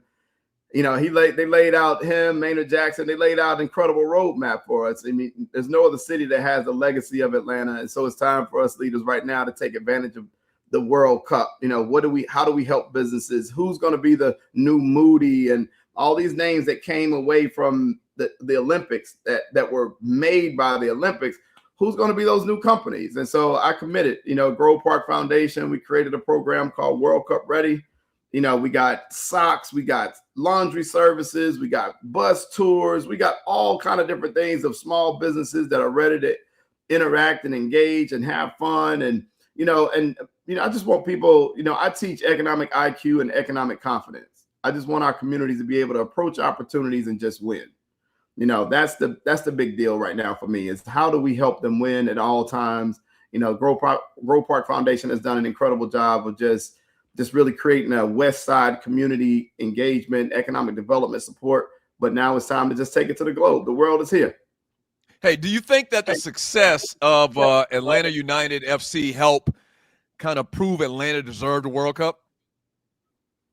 Arthur Blank has done an incredible job of creating a soccer culture. I think we have a rival soccer culture, you know, to the big stadiums in the world. You know, like unfortunately, we don't support, or we don't groom soccer. I think we support soccer, but we don't groom soccer players just because we have, you know, MLB and NBA and NFL as our focus. But in terms of soccer experience, you can't get a better fan experience than what's happening in Atlanta right now. Spending some time right now with Eric Fears, hanging out in the doghouse with your boys, the Two Live Stews and the Two Live Stews experience. Let's focus on Atlanta for a couple of questions, man. What makes Atlanta such a strong city when it comes to soccer compared to other places in America? It has to extend beyond the Atlanta United, correct?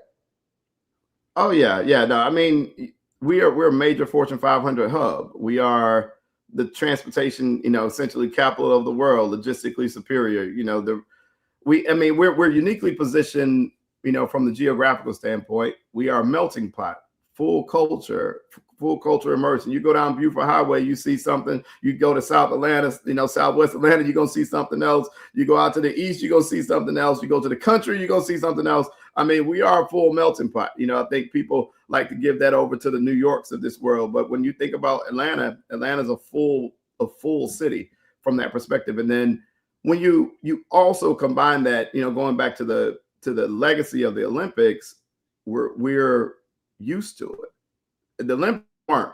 We were punching above our weight class. You know, we beat out Greece for that. And now look at all the things we've already hosted. So hospitality is somewhat in our DNA. You know, that doesn't mean we need to rest on our laurels because there's international people are coming now. But this is an opportunity also to showcase us. You know, I think Atlanta's been that hidden gem for the last 30 years, if you will. I mean, people have gotten to know us. The corporations, they found big money here. You look at our skyline. Look at the skyline from '94 to now. This is a whole new city, and so all of that means that we've done a great job. You know, salute to the leaders. You know, and now current Mayor Andre Dickens. Salute to them for really creating a ecosystem that's amazing for us to thrive. I think it's time for the citizens now to step into that role, though, of actually really rounding that out. And soccer can do that. And Eric, we're so close to it happening right now, and it's all going down in the ATL. What areas around Mercedes-Benz Stadium do you think will become major fan zones and attractions during the tournament? Well, the fan zone already identified Centennial Park, and you know we've created a whole entertainment district. I couldn't imagine Atlanta having an entertainment district, so that's going to be bananas. So if you just want to get in the culture, there are tickets. I know the fan experience, I think, has free tickets and some food-based tickets and even luxury tickets. So that's going to be an incredible popping area. But what I'm hearing, you know, you got to at least spend some time in Decatur. Decatur's going to have fun. You know, it's going to be a lot of fun in Decatur. I think Chattahoochee Works, they're really picking up their programming as well. But we're having a big festival ourselves at Cook Mims Park. That's going to be exciting. It's going to during Juneteenth weekend. And then even the fellows who do the team that does the Juneteenth celebration at Piedmont Park, that's gonna be exciting. But all of it will be infused with soccer culture. That's what I don't think we're ready for. You know, I say we're gonna see our dashikis and soccer jerseys all at the same time. So you know, it's like I'm telling you, I'm telling you, it's gonna be one of those things. I mean, be ready. Just be ready, man. Just be ready to have some fun. I mean, lighten up. It's gonna be some people that don't speak your language. Just smile and dial and show them how to get some, you know, lemon pepper wet. You know what I'm saying? You gotta right. You gotta. You know, it's like we gotta. You know, everybody talks about Atlanta's culture because we export it to the world, and you know, we got the Atlanta influences, everything, shirts, and all that kind of stuff, man. But at the end of the day, we do have real culture. You know, people are coming to see that. People aren't coming to see little Spain and little Mexico and little those things like that. No, they're coming to see Atlanta. So let's, you know, I think Atlanta's got to know that you know it's time to put on a show. Not one of those extra shows, but we can put on a good show. Finishing up with Eric Fears with the Two Live Stews right now. Sports Talk with Hot Sauce. He's greatly involved with the Olympics and culture and business. Last thing from me, man. Are we ready? We saw this past weekend, they shut down a whole part of 285. Most people are assuming it's because they're trying to get the traffic situation straight on that side where all of the construction is going on for the mass amount of people that are going to be in the city. There's some issues with the plumbing that happened this past weekend. Is Atlanta ready for the World Cup world to descend upon the ATL? Well, first of all, I think my feed is chopping up a little bit. We can hear you. We can hear you. Go ahead. So hopefully y'all can hear. Okay. Well, I think I wanted the feed to chop up because you asked the Andre Mayor question. You didn't want to answer that question to me. So letting it chop up is I think, you know, God is a God of saving, you know what I'm saying? But no, I mean, let me tell you this. You know, readiness is through the eyes of those. I think communities, I think we could do a better job of engaging small businesses to help them support this type of festival. What I would have loved to seen already is, you know, the country flags and things already be up in the city, you know, to where you can actually know that this is World Cup season. You know, like when you drive down, the presence of the World Cup, you know, when you're thinking about this international event where, you know, just to give a simple perspective, 48 countries are coming to the United States or coming to North America, and they're all at least, you know, supported by 20 corporations and their friends and family, and it's a big deal. So when you host that, the culture of that is coming with it. So I think the readiness for the city, infrastructure, safety, all those things, I think that's Atlanta's used to that. I think the part that we're not necessarily ready for is how we're going to accept the payments of other countries. How are we going to deal with, you know, different hospitality elements that people don't know, you know, what's right or what's wrong, or cultural sensitivities. I don't, you know, I can't speak to that readiness at all. You know, like, because we've done our best. Showcase Atlanta has done a great job of putting on grants and things like that and getting people somewhat ready. But I think there's a gap in understanding what soccer culture really is and how big this really is versus what we think it is. Because if we compare it to Super Bowls, we think Super Bowls are, you know, are the grand fiesta, you know, festival, and, you know, or the Beyonce concert. I think I saw on a diagram the other day. But this is just different. It's not just locals. You know what I mean? And I think that's a big thing. Eric, we're going to end on some rapid fire questions, 1-word answers, 2 words tops. And when we get done with the rapid fire, make sure you're ready to share the website of your business or any information that you want to put out for the people, man. First question, Messi or Ronaldo? Pele, but okay. Pele, that's his answer. That's fine. That's fine. What's the greatest World Cup moment? Nope, that's good. It's your answer, sir. You answer however you want. What's the greatest World Cup moment you've ever watched?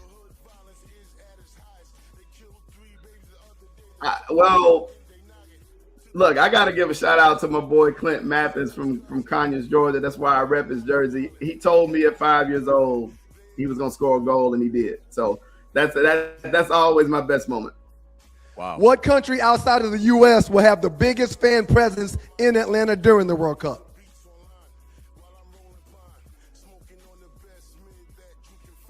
Spain. Spain, easy. Yeah. And lastly, man, wrap up and tell people where they can find your information, how they can get in touch with you, or any website you want to put out for the people to go check out. Yes, worldcupready.com. And then launching Tuesday, uready.app. It's a city discovery tool to support the World Cup and every other big event coming to Atlanta. Outstanding job, man. We appreciate you spending some time with us, man. You look good, man. You sound good. And I'm proud of all the power moves you're making when it comes to the World Cup and your personal business, man. Keep on doing you, dog. We appreciate you. Appreciate you, Eric. Conyers, Georgia's very own Eric Fierce in the building with the 2 live stews, man. Had a slight delay, but that worked out pretty good, man. There's a lot of people that have capitalized on the World Cup coming, and that brother Eric Fierce is one of them, man. Super proud of the movement that he's created and what he's doing with his life post Georgia Tech. First, we're about 25 days away. First World Cup matches, Spain, Group H, Spain versus Cape Verde, June 15th, 12 p.m. Eastern time. So This is a big thing. They're expecting 300 to 500,000 visitors to Atlanta for the World Cup. And Stu's going to be right there. Yeah. Up next in the Doghouse with you guys, the Two Live Stews, man. We got some big news on Wemby and maybe why the evolution of Wemby is so apparent. Keep it locked, and Doug and I will share that with you in the Doghouse on the Two Live Stews Experience up next. We'll get into the last 48 as well. Yeah, man. Shouts out to Eric, man. The brother saw a lane and created it. That's what you got to do these days, man. You got to create your own. You got to create your own, man. Who knows that better than us? You better believe it. My Who Lord. knows that better than us? Have mercy. And I say, raindrops falling on the Buick. I'm trying to find a way to put all my thoughts in my music. Bully beats and be abusive. Wordplay is southern cutting edge. Execution been exclusive. 540 vapes, I'm on repeat. Visits, let me get for entourage. Bombers, 2 honey packs, and a double twitch. Walk out the store, jumped in the Automo crib. I'm playing that Jada Kiss. Interlude shit, yo, that big hit. Yo, you gotta admit, even though Jada, New York. Hearing this beat, catching this groove, strategically making a move. This is chess, not checkers, built for official rhyme records. Biff, we paid our dues. Manila envelopes, dimes and Knicks, bottles and James, pina colada and OE was the mix. We called it the formula. Mind how you drink that drink beforehand, yeah.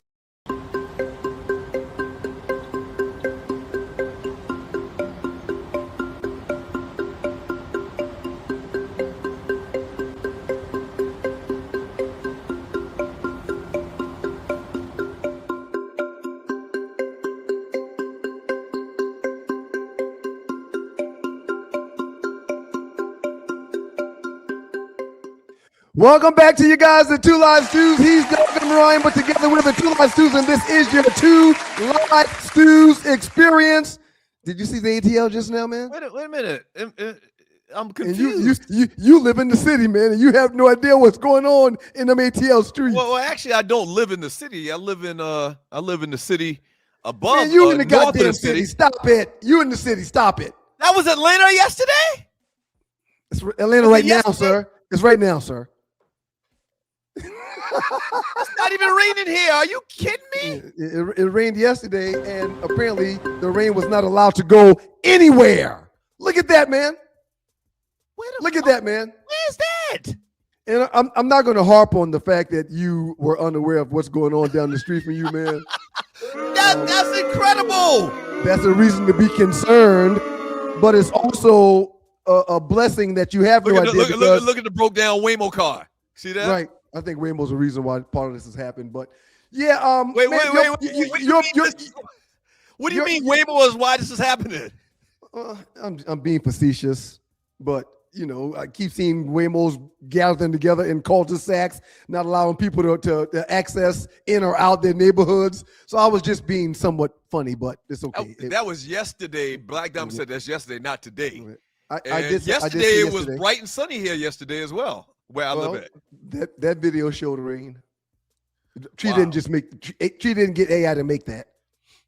That was over by the Spring Street Civic Center, somebody said. Doug will say that is AI. That absolutely could be AI. I mean, I'm not joking about that. No, it's not AI. It's not AI. It wasn't even cloudy yesterday, and I'm like 10 minutes from downtown Atlanta. It wasn't cloudy where you were yesterday. But that situation, again, look, you don't LP the Saint. I stay up in Sandy Springs. I didn't see that. Right. I don't know. All right, so because you didn't know it or didn't see it, it didn't happen. Let's just move on. No problem. Well, what I'm saying, man, is I live 10 minutes from downtown Atlanta. There's a theme going on with you right now all day long. You know, okay. If what? Go ahead, say it. No. What's the theme? And you're watching Two Live Stews Experience. Can we get rid of that music in the background, Tree? I hadn't said this in a couple of days, but I want you to know I love you.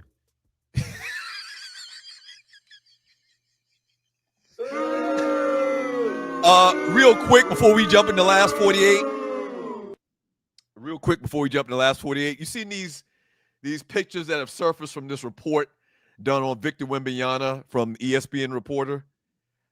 He made huge headlines when he spent his offseason living and training in the famous Shaolin Temple in Zhengzhou, China. The story went viral because people were shocked seeing a 7'4" NBA superstar shaving his head, wearing monk robes. I think we got more pictures than this one. This is like the beginning when he hooked up with those folks. The meditating and studying kung fu instead of doing a typical off-season vacation. They had to get what's the beds that's bigger than king size? What are they called? Kinger size? I don't know. What? Well, they had to get bigger than king size sheets to make his robes and his clothes while he was out there. This is dope, man. There's a lot of guys. Kareem Abdul-Jabbar has done similar things. Matter of fact, we got some pictures. Yeah, right. There you go, right there. Right. Him and the great Bruce Lee in the movie Game of Death. Classic Bruce Lee movie from early 70s. I don't have many regrets, but after the boys got yellow belts, they were working with Wazir. Shouts out to the great Wazir. Used to be a Stu's listener back in the day. And I allowed them to not go. I gave them the option of if they wanted to continue in martial arts. And they both, within 2 seconds, was like, no. Why didn't they like martial arts? Well, it was very physical. We were in a dojo that was in Wazir's garage. It was hot every day, but that was part of it. Wait. Wazo had a dojo in his garage? Wazir, I'm sorry. And I'm talking about Wazir Valentine. He's a I'm starting to remember. Triple platinum listener. Okay, I'm starting to remember. Okay, well, he was the boys' Wazir, and he was tough on them. He loved them as if they were his own. I was in the dojo with him every practice, but it was just a lot. And when I put the option out there for the boys not to have to go back, because it was all the way out of Lawrenceville, it was an hour and 15 minutes there, an hour and 15 minutes back, 3 times a week. When I put it out there, they were like, nah. And the travel to and from made me say, okay, if they don't want to do it, I'm not going to make them do it. But I really wish I would have kept them in the martial arts for reasons like Wembenyama is showing you. Tree, if you could flash some of them pictures again. So him going out there for 10 days to the Shaolin Temple, and he worked on mental discipline, mediation, flexibility, body control. He did martial arts training, as you saw some of the pictures, and keeping your emotional focus. This guy's taking this thing serious, man. Kendrick Perkins yesterday on one of those basketball shows was saying how in 20 years we're going to be talking about 3 people as far as the GOAT. We're going to talk about Jordan, LeBron, and he said in 20 years we're going to have in that conversation Victor Wembanyama. Please give your pushback to that comment from Kendrick Perkins. You agree? The only pushback is his health. Well, but no, he's not even a fluid runner, man. His feet are too big.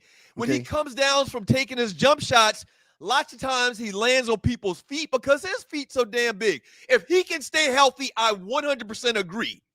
The young man is obviously putting a lot into his craft, going out and hanging out with monks for 10 days.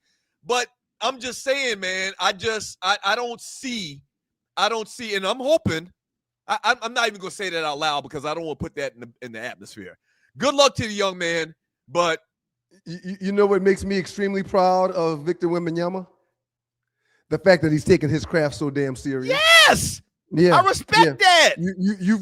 You've got 8, 12, maybe 15 years to hoop, Victor. Nothing else should be a priority other than your God and your business. These guys play 17, 20 years, man. I know James Harden is like in his 17th year. Steph got to be like his 50. Go ahead. That's the rare anomaly of sports. guys that play as long as LeBron and James Harden. The majority of cats don't. The average player in the NFL is 4.5 years. Julius Twin, I believe that's Julian James says, the Monk started in South Carolina, Doug Stewart. Well, not very far off.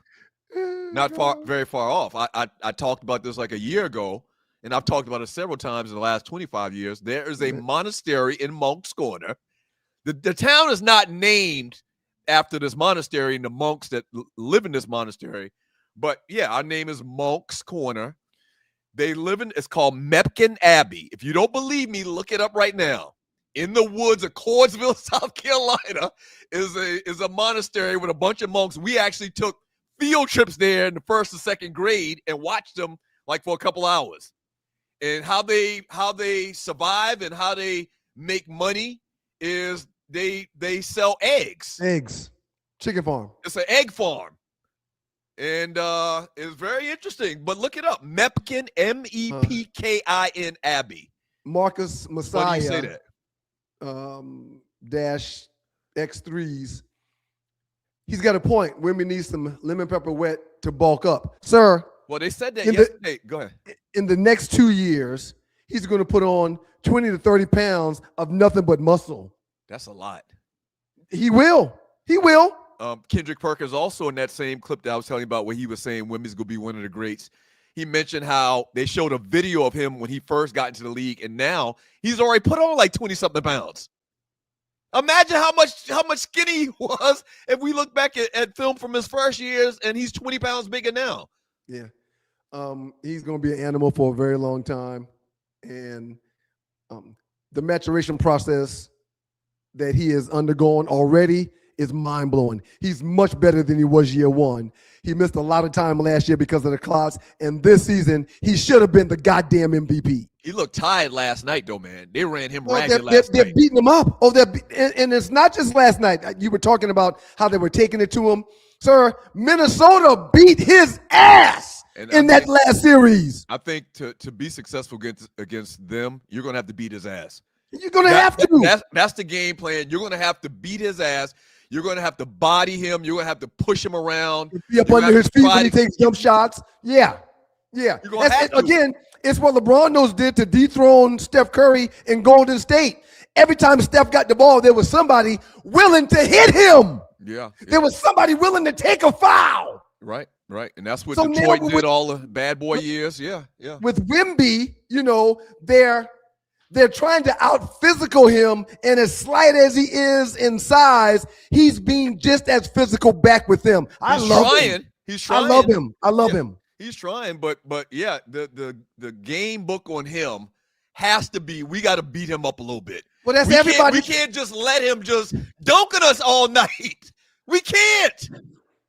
What? A few things just happened in my studio, but I'll take care of that. Damn.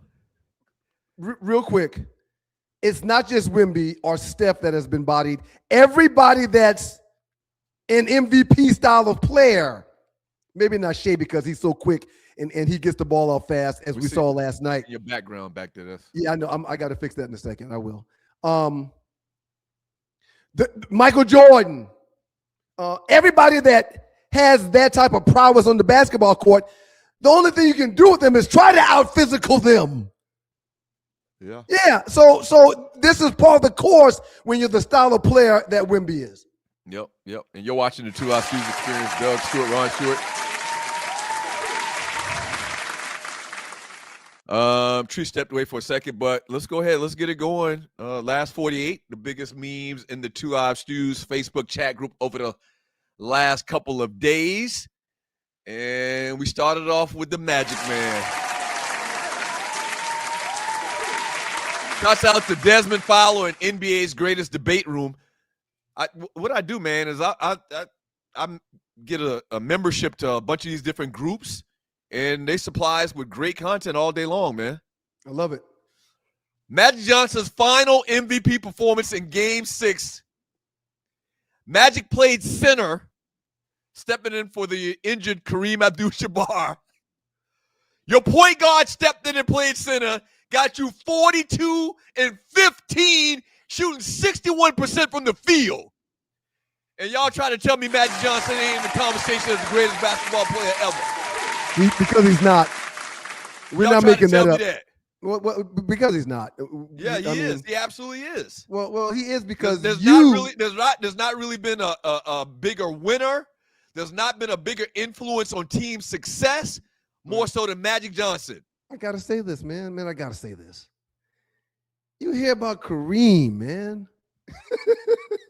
So just because you're a Magic fan and you want him to be one of the GOATs, that's right. One of the GOATs. That doesn't make it a reality. Right. Just like the same way y'all keep calling Madison Square Garden the Mecca, and it doesn't make it a reality. Right. You're exactly right. We can have this conversation back and forth. You're exactly right. You can have the Mecca. I can have Magic being one of the greatest players to ever step on a basketball court. Yes! Shouts out to Magic Johnson and his 42-15 in one of his last playoff games, because Victor Wembenyama in some of his first playoff games went for 41-24. And listen, I'm not ready to I'm not trying to start anything here. Right. But LeBron's never done that. LeBron can play all the positions on the floor, 1, 2, 3, and 4. He can't play center. He has been in the paint. Stop it. That's a goddamn lie. Stop it. Don't do that. Don't lie and make up stuff. Don't do that. Hold on. LeBron James can play every position on the floor.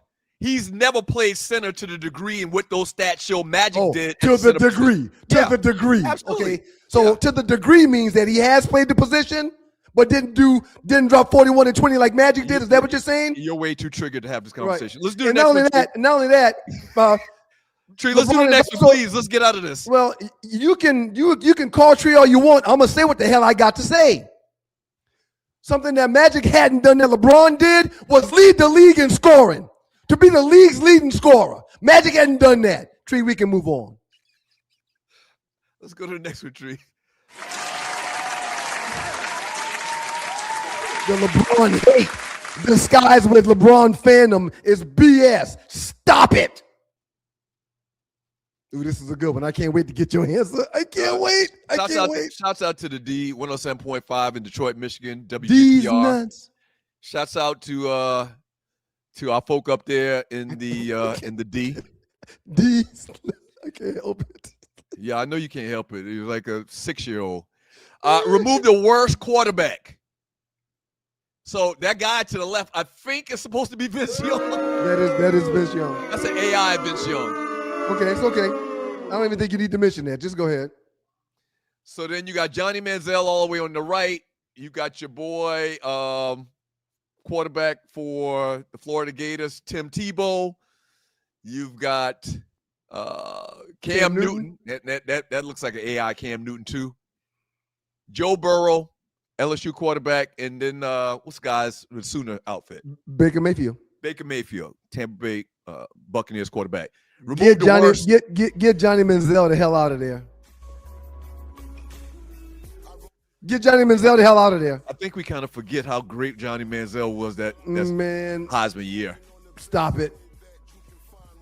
Get Johnny. Well, you know what? Hell, let's do this. Let's do that. Get Baker Mayfield out of there. That's what I was about to say. I think I would take Baker out. Johnny Manziel was exciting as shit. He was. He had a great Heisman year. He did. I think we forget because he didn't do squat in the NFL. We're talking about college players. We're talking about them in college, not in the NFL. Right. I think I would keep Johnny Manziel before I would keep Baker Mayfield. Get Baker out of there. And lastly, as we get ready to get out of here, and we'll finish the last 48 on the other side before we tell Detroit we see y'all later. Tim Tebow's numbers are better than everybody else on this damn picture. I had to say that. Tim Tebow was one of Ryan's guys, too. Tim Tebow, LeBron James. I can write down a list of your guys. Sir, I did the math, and I'm not going to go through all of it right now, but the numbers created by Tim Tebow on this list of everybody in their careers, Tim Tebow blows everybody out of the water.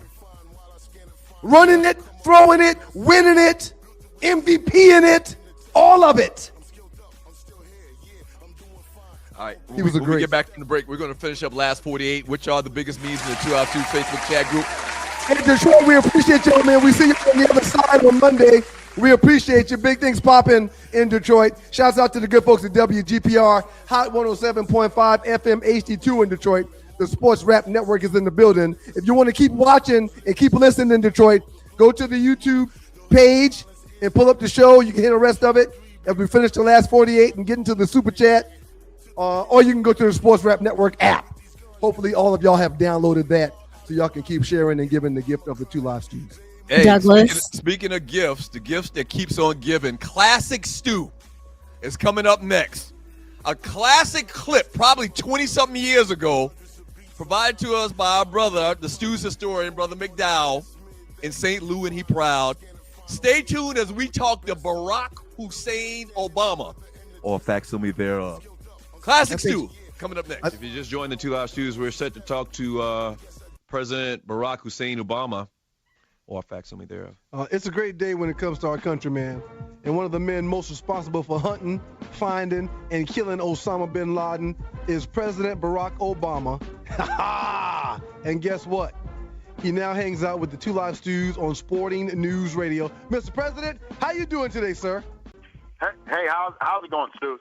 How's it going? Good. Listen, anyway, what's cracking with you guys, first off? Everything's great.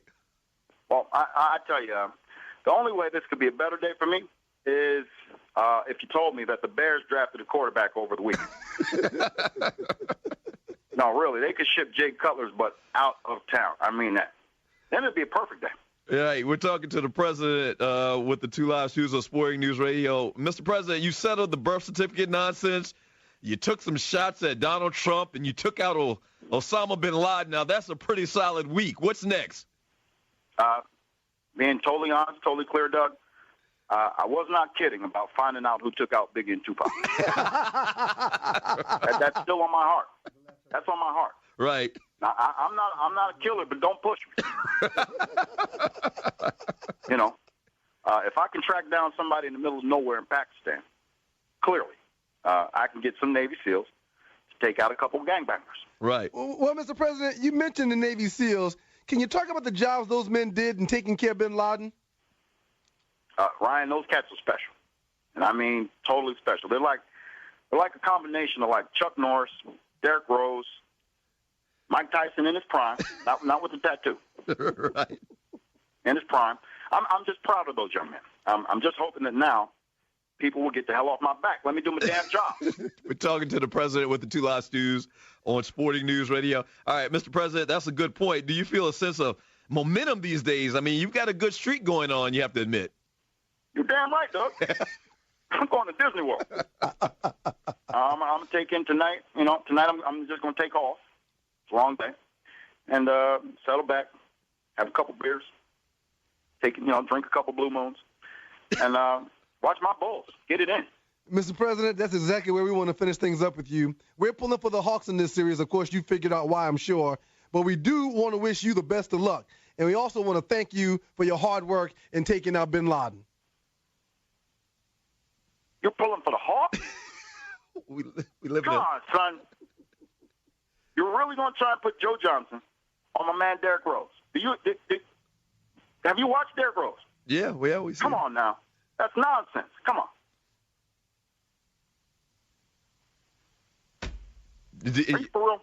Yeah, we're there. We're here. All right, well. Listen, Derrick Rose will blow by these dudes like a Navy SEAL. You got no shot. Listen, I like Atlanta.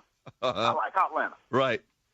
Just be proud you guys, you beat Orlando. Be happy. Be happy, Don't okay. bite off more than you can chew. Well, we'll stomp a mud hole in you. Well, Mr. President, thanks for the time and great job. Hey, my pleasure, Stews. Anything else goes down, I'm going to give you guys a call. Okay. And one more thing, in case you didn't know, now you know. The Barack Star is back in, Charlotte. You know what it is. All I do is. There he is, the President of the United States. We appreciate it, Mr. President. We appreciate it. Facsimile thereof. Welcome back to you guys, the 2 Live Stews. He's Doug, I'm Ryan, but together we're the 2 Live Stews, and this is your 2 Live Stews experience. Shouts out to the Zoo Man, spending some time with the Stews back in the day. We really appreciate Brother Earl McDowell, man. Thank you, Brother McDowell. That was Obama, man. And that happened May 2nd, 2011. Yes. It was the day after the White House Correspondents' Dinner roast of Donald Trump. That night established Trump's permanent hatred, jealousy of Obama. You remember that, right? Obama cooked him. I do. And they showed, if you see the video, Trump sitting in the audience, and he's like, it was like an origin story. I've seen people refer to it as, like, from that moment on, he wanted to rule and terrorize the world because of what Obama said to him that night at the Correspondents' Dinner. Great job, Zoo.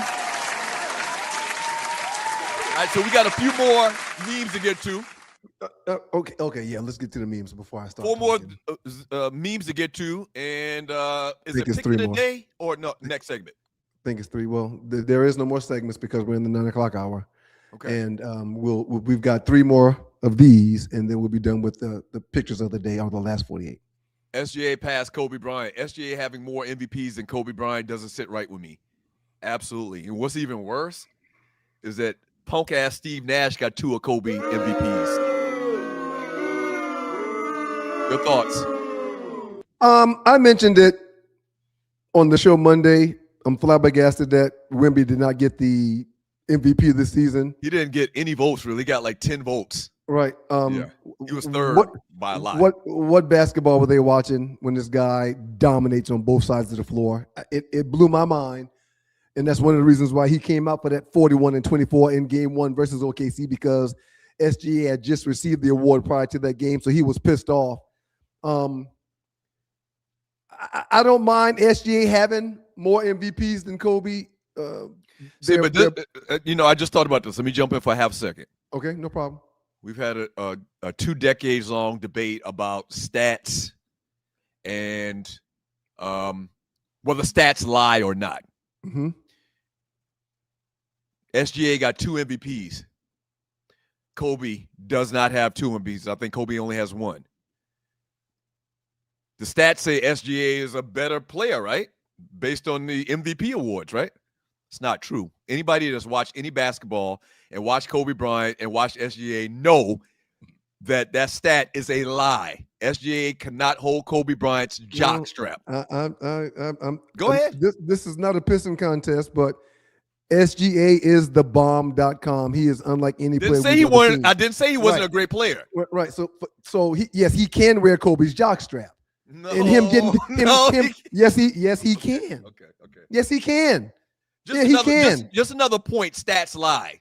The stats tell you SGA's got 2-time MVP. He should be a better basketball player than somebody that only has 1.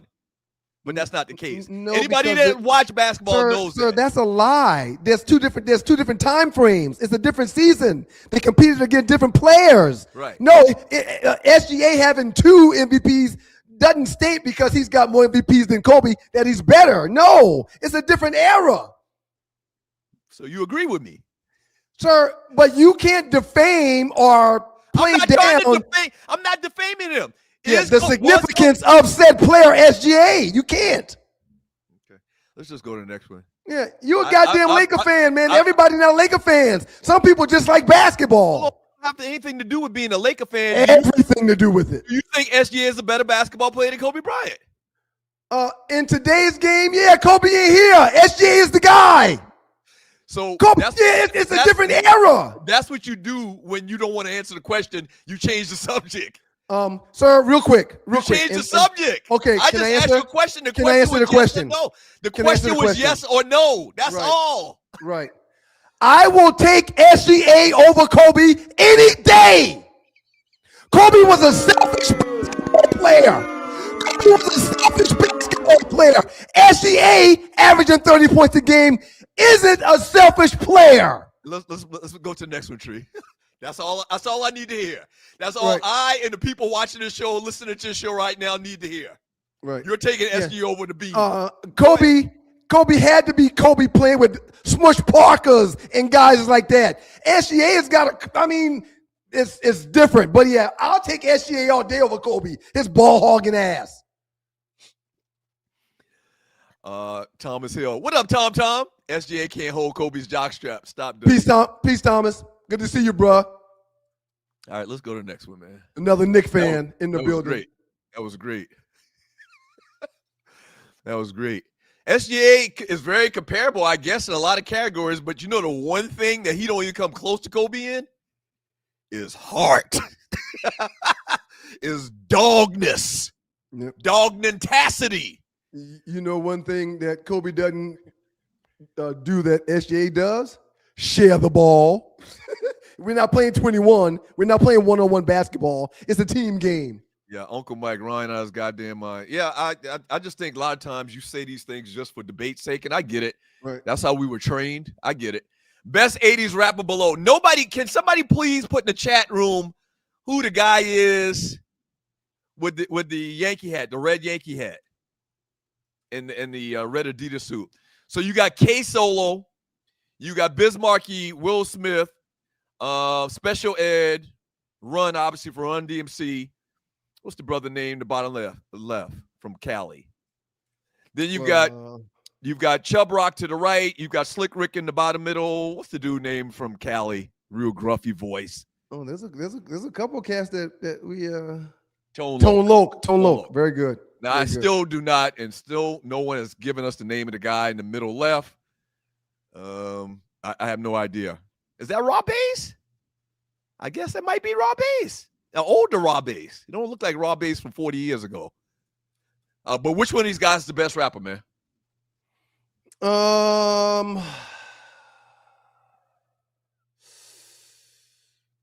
I like Run. They don't have They don't have KRS-One. I guess these are random guys. If I had to take one off of this list, I'm gonna go with Slick Rick. Okay, the storyteller. If I had to take one, you haven't totally gone insane in the last 5 minutes. Right.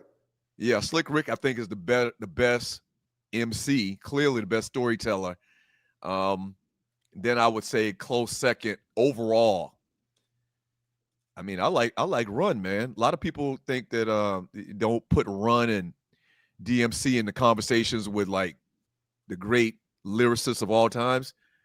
Run was dope. Yeah, he was amazing. Special Ed was dope too, but Special Ed really only had like one or two songs I even remember. But this is good. All right, next one, Treat. And you're watching Two Live Shoes Experience. Thank you for joining you, boys. When we go ahead and finish, and we'll. You went and dug up some kind of stats on behalf of Wemby. And we weren't debating Wemby. We were talking about SGA and Kobe. Or not? I'm sorry, not Wemby. SGA and Kobe. Don't be sorry. It's okay. So listen, I brought this up, man. King. Before you do this, can I ask you a question? Is this a black man or is this man white? The king. Look at his hands.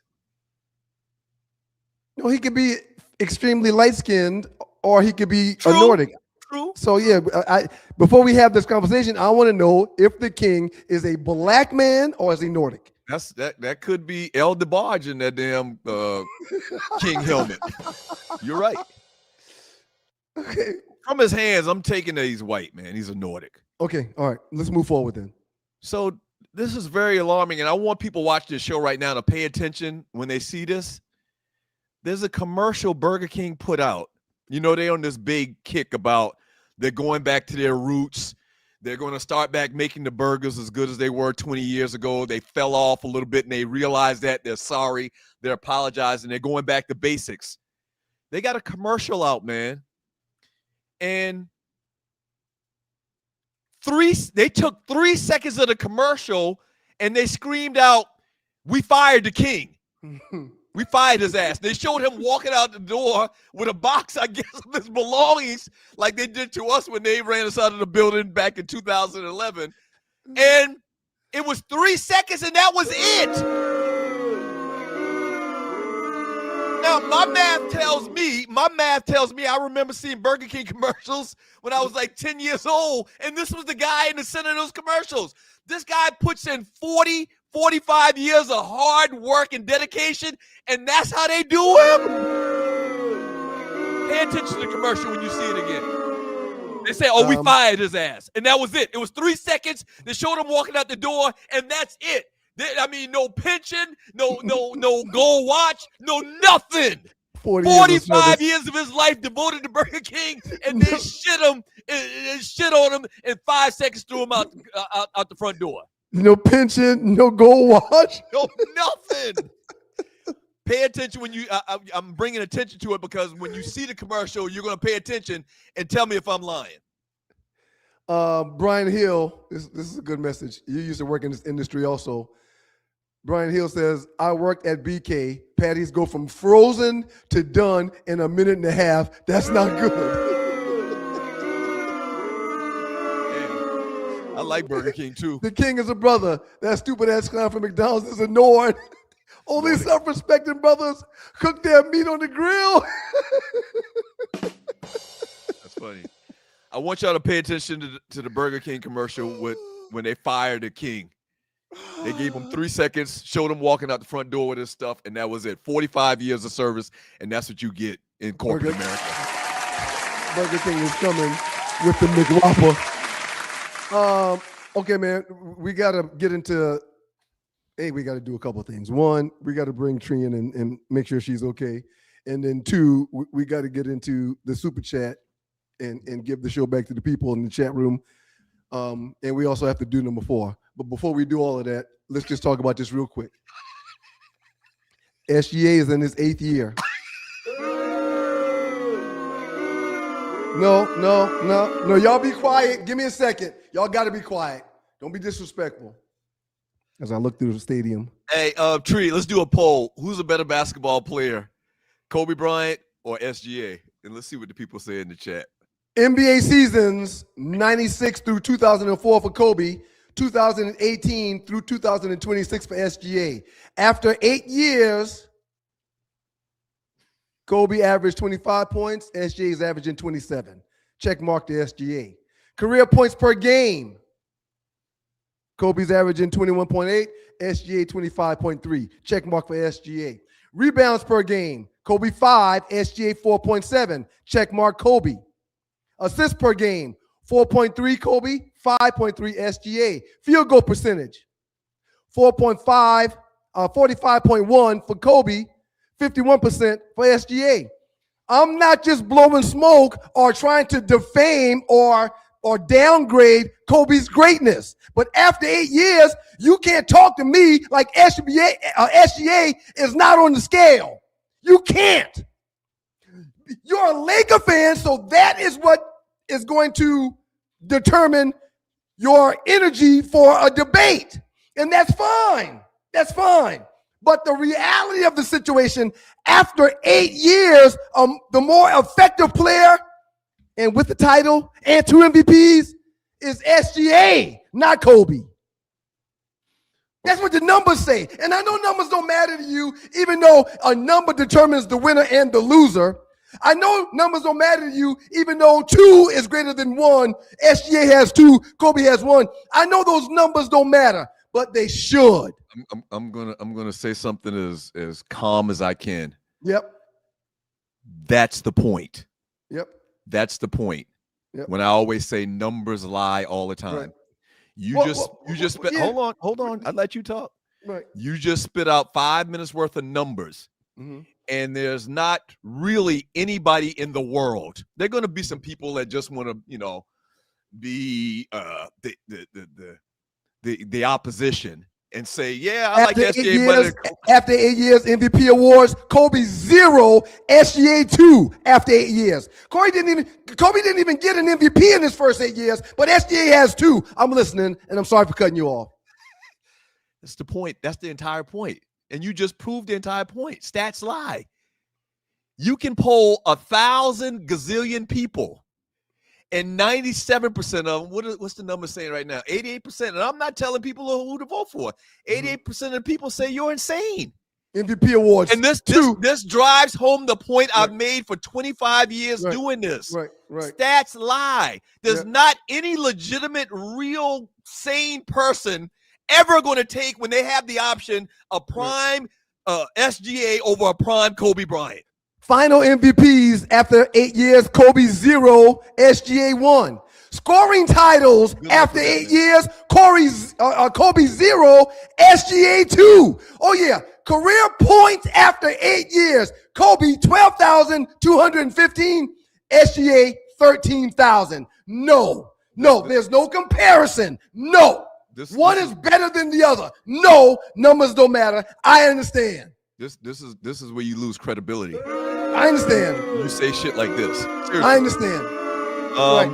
Is that you the last can one? be Kobe fans all you want, but when you look at the first 8 seasons, there's one player that has performed better than the other. You getting your blood pressure up, man. Look at the poll. Not at all. Not at all. Look what the people Not saying. at all. Yeah.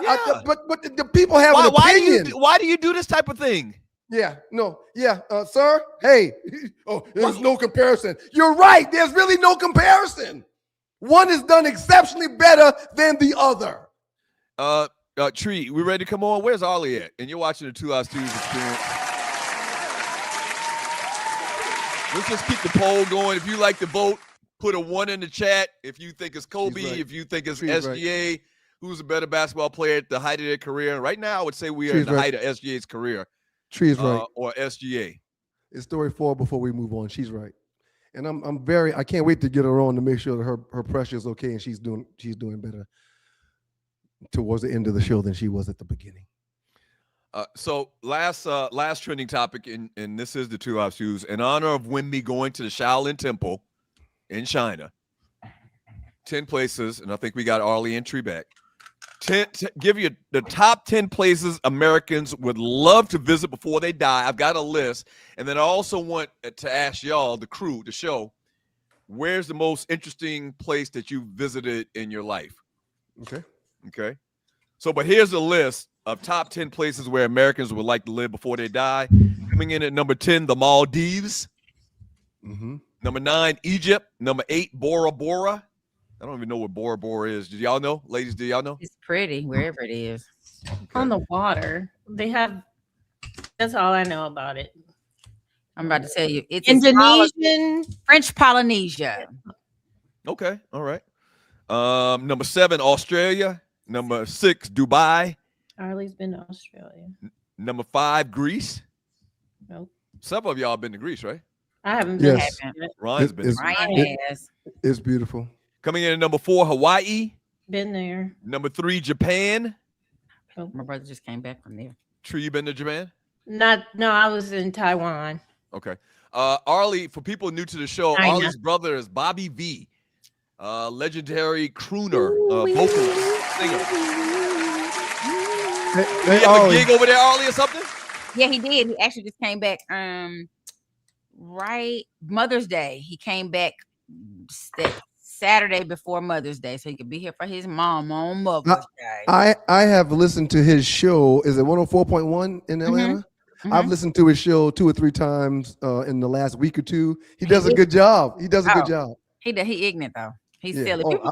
People want relationship advice from him. I'm like, really? Why, y'all? That's perfect. That's absolutely perfect. It's really good. So number 3 is Japan, number 2, Italy, and number 1, Paris. Been there. Okay. Rio de Janeiro was one of my favorite trips for reasons that I can't disclose because I'm married with 3 kids. But outside of that, Santorini, Mykonos, and Athens in Greece is beyond beautiful. Had a good time there. Brian Hill said, Doug, Monk's Corner didn't make the list. Moco didn't make the list. Yeah, I guess not, which is crazy. What's so funny? No, Myrtle Beach didn't make the list. That is blasphemous. We got the biggest lake in the state of South Carolina. Look it up. In Monk's Corner? Yeah. Absolutely. Is it the whole city? Y'all a big city in Monk's Corner. Y'all don't know it's small town. With one traffic light. Well, listen, Orangeburg. These are some truths. We have the biggest county in the state of South Carolina. Berkeley County is the biggest county in the state, and the biggest lake in the state, Lake Moultrie, is in Monk's Corner. We learned to swim in Lake Moultrie. The biggest in the state. Moultrie?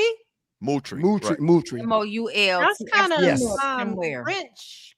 Like, okay. Well, you know, they brought the slaves over, so all those port city-like places have some. Well, this isn't a port. This is a lake. This is a lake, not the ocean. No, I'm saying, but y'all are close to Charleston. Oh, got you.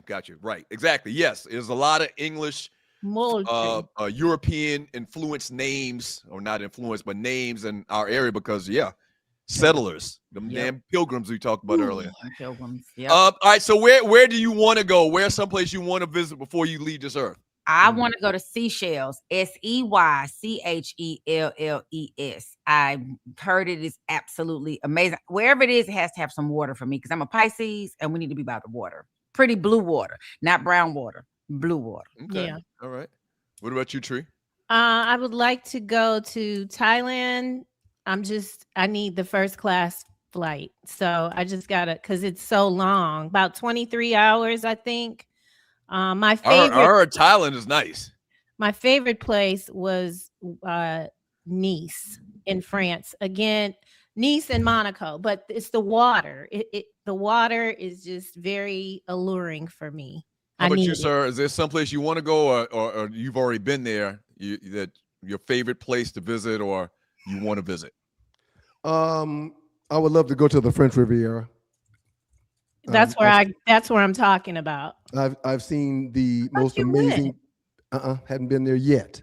I've seen the most amazing pictures and videos from the French Riviera. It's Monaco, Nice. I want to live there. Yeah, I hadn't gotten there yet, but I'm looking forward to getting there. Okay. I definitely within the next 12 months, I'm trying to go to the motherland, sir. I'm trying to go to the motherland. Yes, I'm trying to figure out which country I'm going to, but within the next 12 months, I'm going to the motherland. Now I've heard going to Cape Town is you get the mountains, you get the water. They say it's beautiful. Yeah, it's very important which country you go to, from what I understand. Yes. You want to go to some countries more so than others? Several of them are beautiful, and holler at your sister-in-law before you go because she's been 2 or 3 times. That's the next trip for the group, actually. Yes. We should do that as a group. Oh, my God. We have to go. We have to do serious stuff. We have to do fun stuff. Yeah, we're working. We need a year of paying on it. We're just about ready to announce plans for the cruise. But I would love to do and a trip with the Stewies, the listeners, to Africa. That's proper. Yeah. That's Yeah. Right. Oh, that would be. I'm gonna look into. There's a group that pulls that together, so I'm gonna look into that too. Not before I look at the cruise. Nobody went to Amalfi Coast. Right. Arlie, did you need to go first? Yes, she needs to go. Okay. I text you, but I didn't see it. So right now, picture of the day. Picks of the day. I'm sorry. No, it's okay. Ryan said yes. You need to go first. So here we go. You ready? Yes. Look at little Arlie. So that is today. I selected this picture because my mama's birthday is Monday. I forgot we weren't going to be here Monday, but my mother, Dr. Margaret Ann Wilson's birthday is Monday. And this is a picture of us before my big head brother came into the world. She's pregnant. He's in the picture. He's in her belly. And my head. Bobby V in her belly right there. Bobby V is in her belly in the picture. That's why she looks so full. Happy soon to be birthday. Happy soon to be birthday, Mama Dr. Margaret. Wilson. Yes. She's the sweetest in the world. She is a heart. She has a heart of gold. She is a head full of hair. Girl. And now she got her little short, little snazzy do. But she definitely could have got it, Doug. Hey. You always run out. You always take shit too far. This isn't the first time Ollie's heard me say that because I've met Mama Margaret a few times, and she was one of the ones back in the day. You can tell. He always talking sideways about my mama, and all I can do is giggle because if you really stop it. You're trying to get at my mommy, but that's a nice thing. I think it's a compliment. So I'll take it. Hey, great pick, Ollie. Thank you. And my hair looks so big. I grew into it, y'all. I was about to say, you grew into your hair a little bit now. No offense. I look like a dwarf. Like my head is all big. Like they put, those dancing, those elf magic that you do at Christmas. Hey, I was just about to say, I posted in the 2 Live Shoes Facebook group that clip when Pam, she was like, I saw that. We represent the lollipop. The lollipop. You kind of look like one of the lollipop kids on this. I do. My head, it's like my shoulders are up here, my head all big, but it's okay. I grew into it. You did grow into it. Great pick of the day. All right, Tree, run it. Let's see your offering. My pick of the day just goes along with what you were just talking about. This is in Columbia, not South Carolina, Cartagena. I don't know if I'm saying it correctly, but it was just to align with your traveling. Question number 4. I love being black. dope. I love that. I went there in 2023. I turned 50 then. Man, so if you didn't just tell us, we would think this was someplace in Africa. Wow. Very interesting. So it's a tour that we did, and I can't, somebody, either Grego or the other guy I can't think of the name, but it's in this part of Colombia, in this section. This is all Black people. They were the first that were freed from slavery in the Americas. And so everything, kind of like if you have been in a Hasidic Jewish community where they have their own police, their own schools, there's a medicine man here. Wow. Everything is blackity, black. I love Black people. Did y'all see that clip of them people cussing that white man out on the way to court?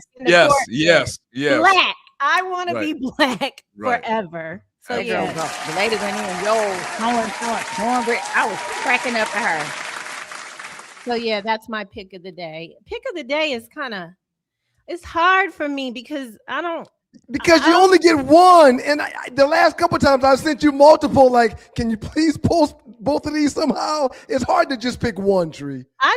It's hard for me because I'm like, these people don't want to see my life like that. I mean, I don't know, but I think it's nostalgic. Cool. It's nostalgic. Yeah. Get to let the listeners know a little bit about us. I definitely don't. I like it. I like Pick of the Day. Pick of the Day is good also because all these pictures. Pick of the Day forces people that are just listening to go back and watch the show. Right. True that. If you pub it more in all right. We cut. So who wants to go next? Me or Ron? Doesn't matter. I would always let you go last because you're the oldest. Here's my baby on her moving up ceremony day on yesterday. That's her standing. That's her standing with Mimi on the right. She's now just as tall as Mimi is, and that's her after she put on this beautiful dress because she doesn't like wearing dresses. You know, her brothers don't wear dresses, so she's like, "Why I gotta wear dresses?" Hey man, that's good. You let her wear dresses every once in a while. Yeah, no question. Yeah, no question. She need urge her to wear dresses every once in a while. This was me and her in her room prior to heading out for her moving up ceremony on yesterday. Congratulations, Morgan! It's been the Morgan show. Did nobody else do nothing good in the house but Morgan? He has shown Morgan pictures last. I mean, it's Morgan every Monday, Tuesday, Wednesday, Thursday, Friday, Morgan, Tuesday. I mean, the boys didn't do nothing. Morgan, Tuesday, Wednesday. Hey, do me a favor and show the picture the day that you want to, and I'll do the same. Hey, we want to see Miles and Mason. Yeah, but if you want to see Miles and Mason, find a picture that you have of Miles and Mason and show it. Hey, that's okay. What's going on with you two? It's a little bit of stay out of grown people business, Tree. Nobody talking to you. Arguing all week. No. Ryan's just mean. Yeah, you are. He's mad because Morgan getting older. Hey, what happened to that poll? Thinking about it, Tree. Let's see that poll one more last time. ADHD kicking in over here. All right. Let's see the poll. Shouts out to Woogie going to the 6th grade. Shouts out to Morgan. Woo! I hope he can make us say it. 92%. Okay. Well, yeah. Only 2 people voted though, huh? Well, no. Doug voted like 15 times for Kobe. That's not even possible. No, I kept hearing the ding, ding, ding. It was you hitting the one. No, what I'm saying is this platform doesn't allow you to vote more than one time. All right. You and Tree found a way, I'm sure. Show my picture. Kind of. Why the hell do I always gotta catch a stray for you? Right. Cheating That's between you two. Okay. Who are these people? This is a singing group. These are the 4 horsemen. The black ties. What's the ceremony called? I should have looked this up. Baccalaureate. Yes. You're welcome. This was my baccalaureate right before our graduation, the day before our graduation in high school. We were known as the 4 horsemen at the time. The guy to the far left is my boy, my best friend in the world, or at that point he was, Bubba Bryant. Played linebacker for the football team. The guy right there in the middle. And this also reminded me, John was also in the chat on That's Monday's your show. cousin John that went on a cruise. Yes. Hollywood. Yeah. Which the one? greatest light-skinned wide receiver in Berkeley High School history, our cousin Light-skinned, John, right there in the middle. To my right in this picture, Billy Reed. We used to call him Daffodil. Daffodil Bill, and then that's me, your boy with the. That's me right there to the right. Look at it. Are y'all posing for your album cover? Because why? I mean, what is happening? I'm gonna take this picture and make it an album cover. You should. I'll be having that on Monday. These guys right here, man. These guys right here had it going on in 87, 88. Where are they now, Doug? We know where John is. So Bubba's about to retire from the post office for 30 years. John just retired already? John just retired from Nucor. He's about to retire from Nucor. Billy's been a businessman, and he probably retired 10 years ago already. And me, I'm doing the Two Live Shoes experience.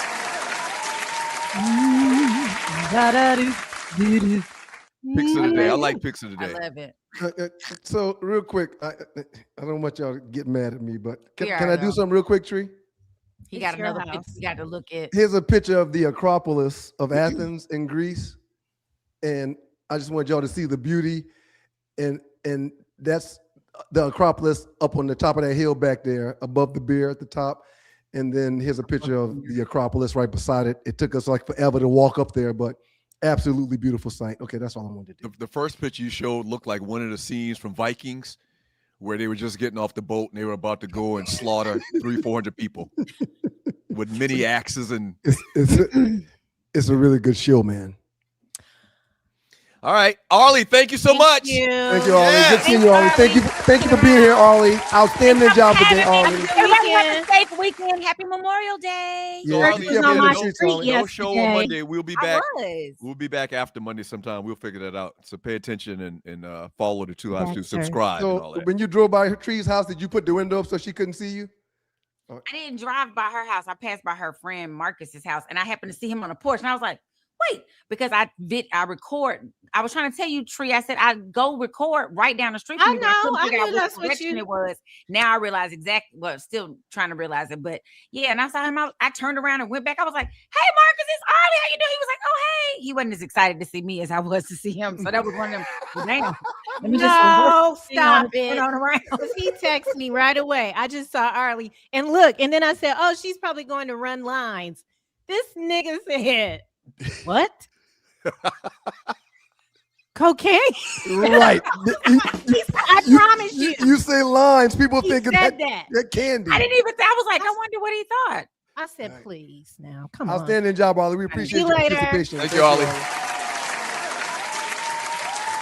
Tree, now that it's just us. No, how you feeling? How you feeling today? Tree, is your morning going a little better? Well, it's actually not just us because we're still doing the show. It's like it's us on the screen. It's us on the screen. 700 people watching. It's the people on the. It's the people on the screen that was here this morning. That I'm just making sure she's okay. That's all. I just want to start by apologizing. Okay. Well, you don't gotta apologize. No, be quiet, Doug. Go ahead, Tree. Go ahead. Say sorry. I want to apologize. I am tired. I have a lot going on in the book world. We sold out a show that we're doing next Thursday night. So Tree is a voice actor. Is that the proper title? Yeah. Yeah. Say that. She voices and narrates books. And so just really tired because I'm doing a lot of promoting and then I have a lot of deadlines. And so I apologize. No, well, listen, Tree, let me say this. You're doing a phenomenal job. And I don't know, we couldn't do this show without you to a large degree. So thank you for all your hard work. I know you're balancing doing other things and making real money and all of that, Tree. So I just want to say from me, I don't know how Ryan feels, but from me, thank you for everything. Can I say something also? And I apologize. I don't necessarily think you owe the people an apology, Tree. However, I'm sure it's appreciated. I just want you to know. Now, did you wake up on the wrong side of the bed this morning?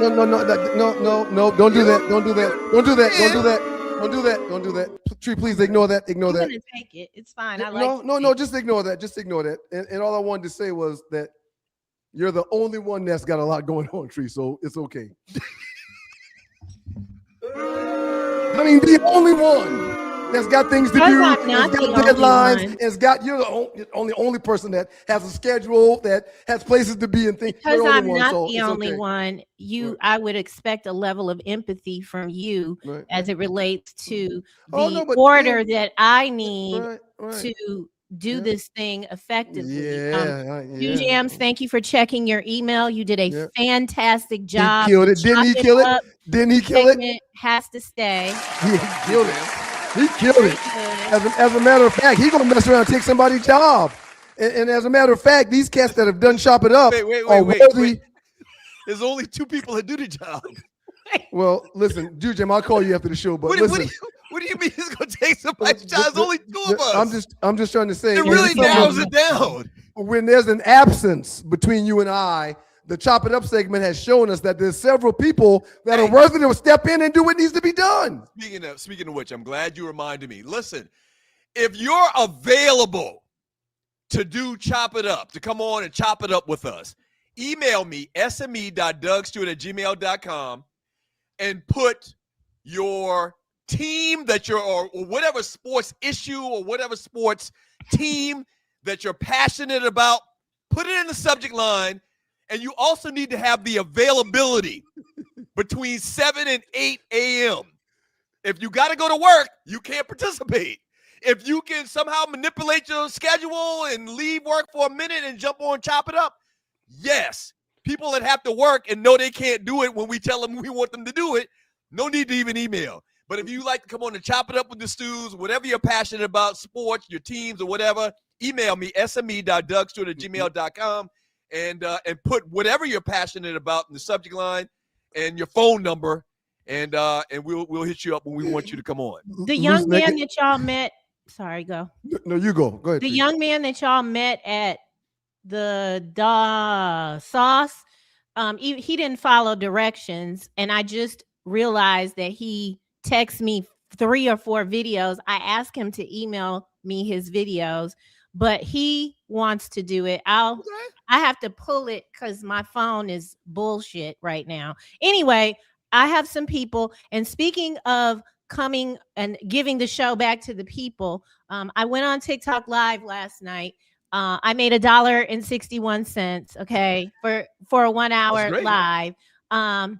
But we talked about giving the show back to the people. And so, ladies and gentlemen, we're introducing a new segment to the space. It's going to be about y'all. It's y'all's participation. You guys love to see Doug and Ryan argue, and I'm always getting texts and emails from you all about ideas. So we're going to put it to you, an opportunity for you to produce or create a segment with Doug and Ryan battling. Now, as I'm thinking about it even more, I mean, I don't know. We probably can't bet in here, like placing bets on who won the debate. Well, it's hard to do because Ryan always thinks somebody's out to get him and somebody's trying to cheat him. So that won't work. It's probably not good to do stuff. That's not going to work. But the segment is going to be called Jams. You asked for it. Stu Jams, Ryan, and Jew. What? That's a good idea. The segment is called You Asked For It, the Stu's Debate. And basically, you're going to submit a donation along with the debate topic of your choice. And that debate will be sponsored by Julius 29C or Loose Neck, or y'all can poll together. If 2 people want to get together and it's going to be great. We're going to do a commercial. All the information will be in there. It is coming soon. Ryan jams with Julian. I like that too. That's a nice one. He's trying to come true. He's trying to come up with a new name for the show after he replaces me with Julian James, is what he's saying. Well, then you replaced me too, so I won't be here if Douglas isn't here. Mr. Unloved. We might need to speed this whole thing up then. Julian, I'll call you after the show, Julian. I'll call you after the show, Julian. I didn't say anything about you not being here. That was you. I don't need to be here. You and you jam. I just ignore him now, Tree. Just ignore him. A lot of stuff you just got to ignore and just keep like you didn't even hear it. So hard. I've been doing it for 53 years, just ignoring them. You have a lot of time on me. Also, Doug, my old man, I can hear our old man right now. Rest his soul. Ducky, just ignore him. Just ignore him, man. What's wrong with you? Just ignore him. Loose neck. Stew jams in a jar. That's a good idea. All right, go ahead. Mr. Unloved, thank you so much for your donation. Ryan, love Vikings. It only gets better as it goes. Make sure y'all watch the second season. I think he means the second series. Also, Vikings Valhalla. It's a spinoff. It's a spinoff of on the Vikings show. So I picked this up. Context clues in the first couple shows. Valhalla is heaven to them, right? That's their heaven. Yeah, that's their heaven. Yeah. They keep talking about this Valhalla place. They're trying to get Valhalla. Right. So they're killing people left and right, but they all claiming this Valhalla like. Right. They're murdering people in mass numbers. I'm going to Valhalla. The same thing that's happening in 2026. Yes. They're killing people and they talking about heaven. It's the same motherfucking thing. Oh gosh, just keep watching, please. Man, these cats, the theme of this thing is you're lucky to die. Like they look forward to dying. They want death. They want to die. And they're dying with smiles on their faces and whatnot, man. But you know what?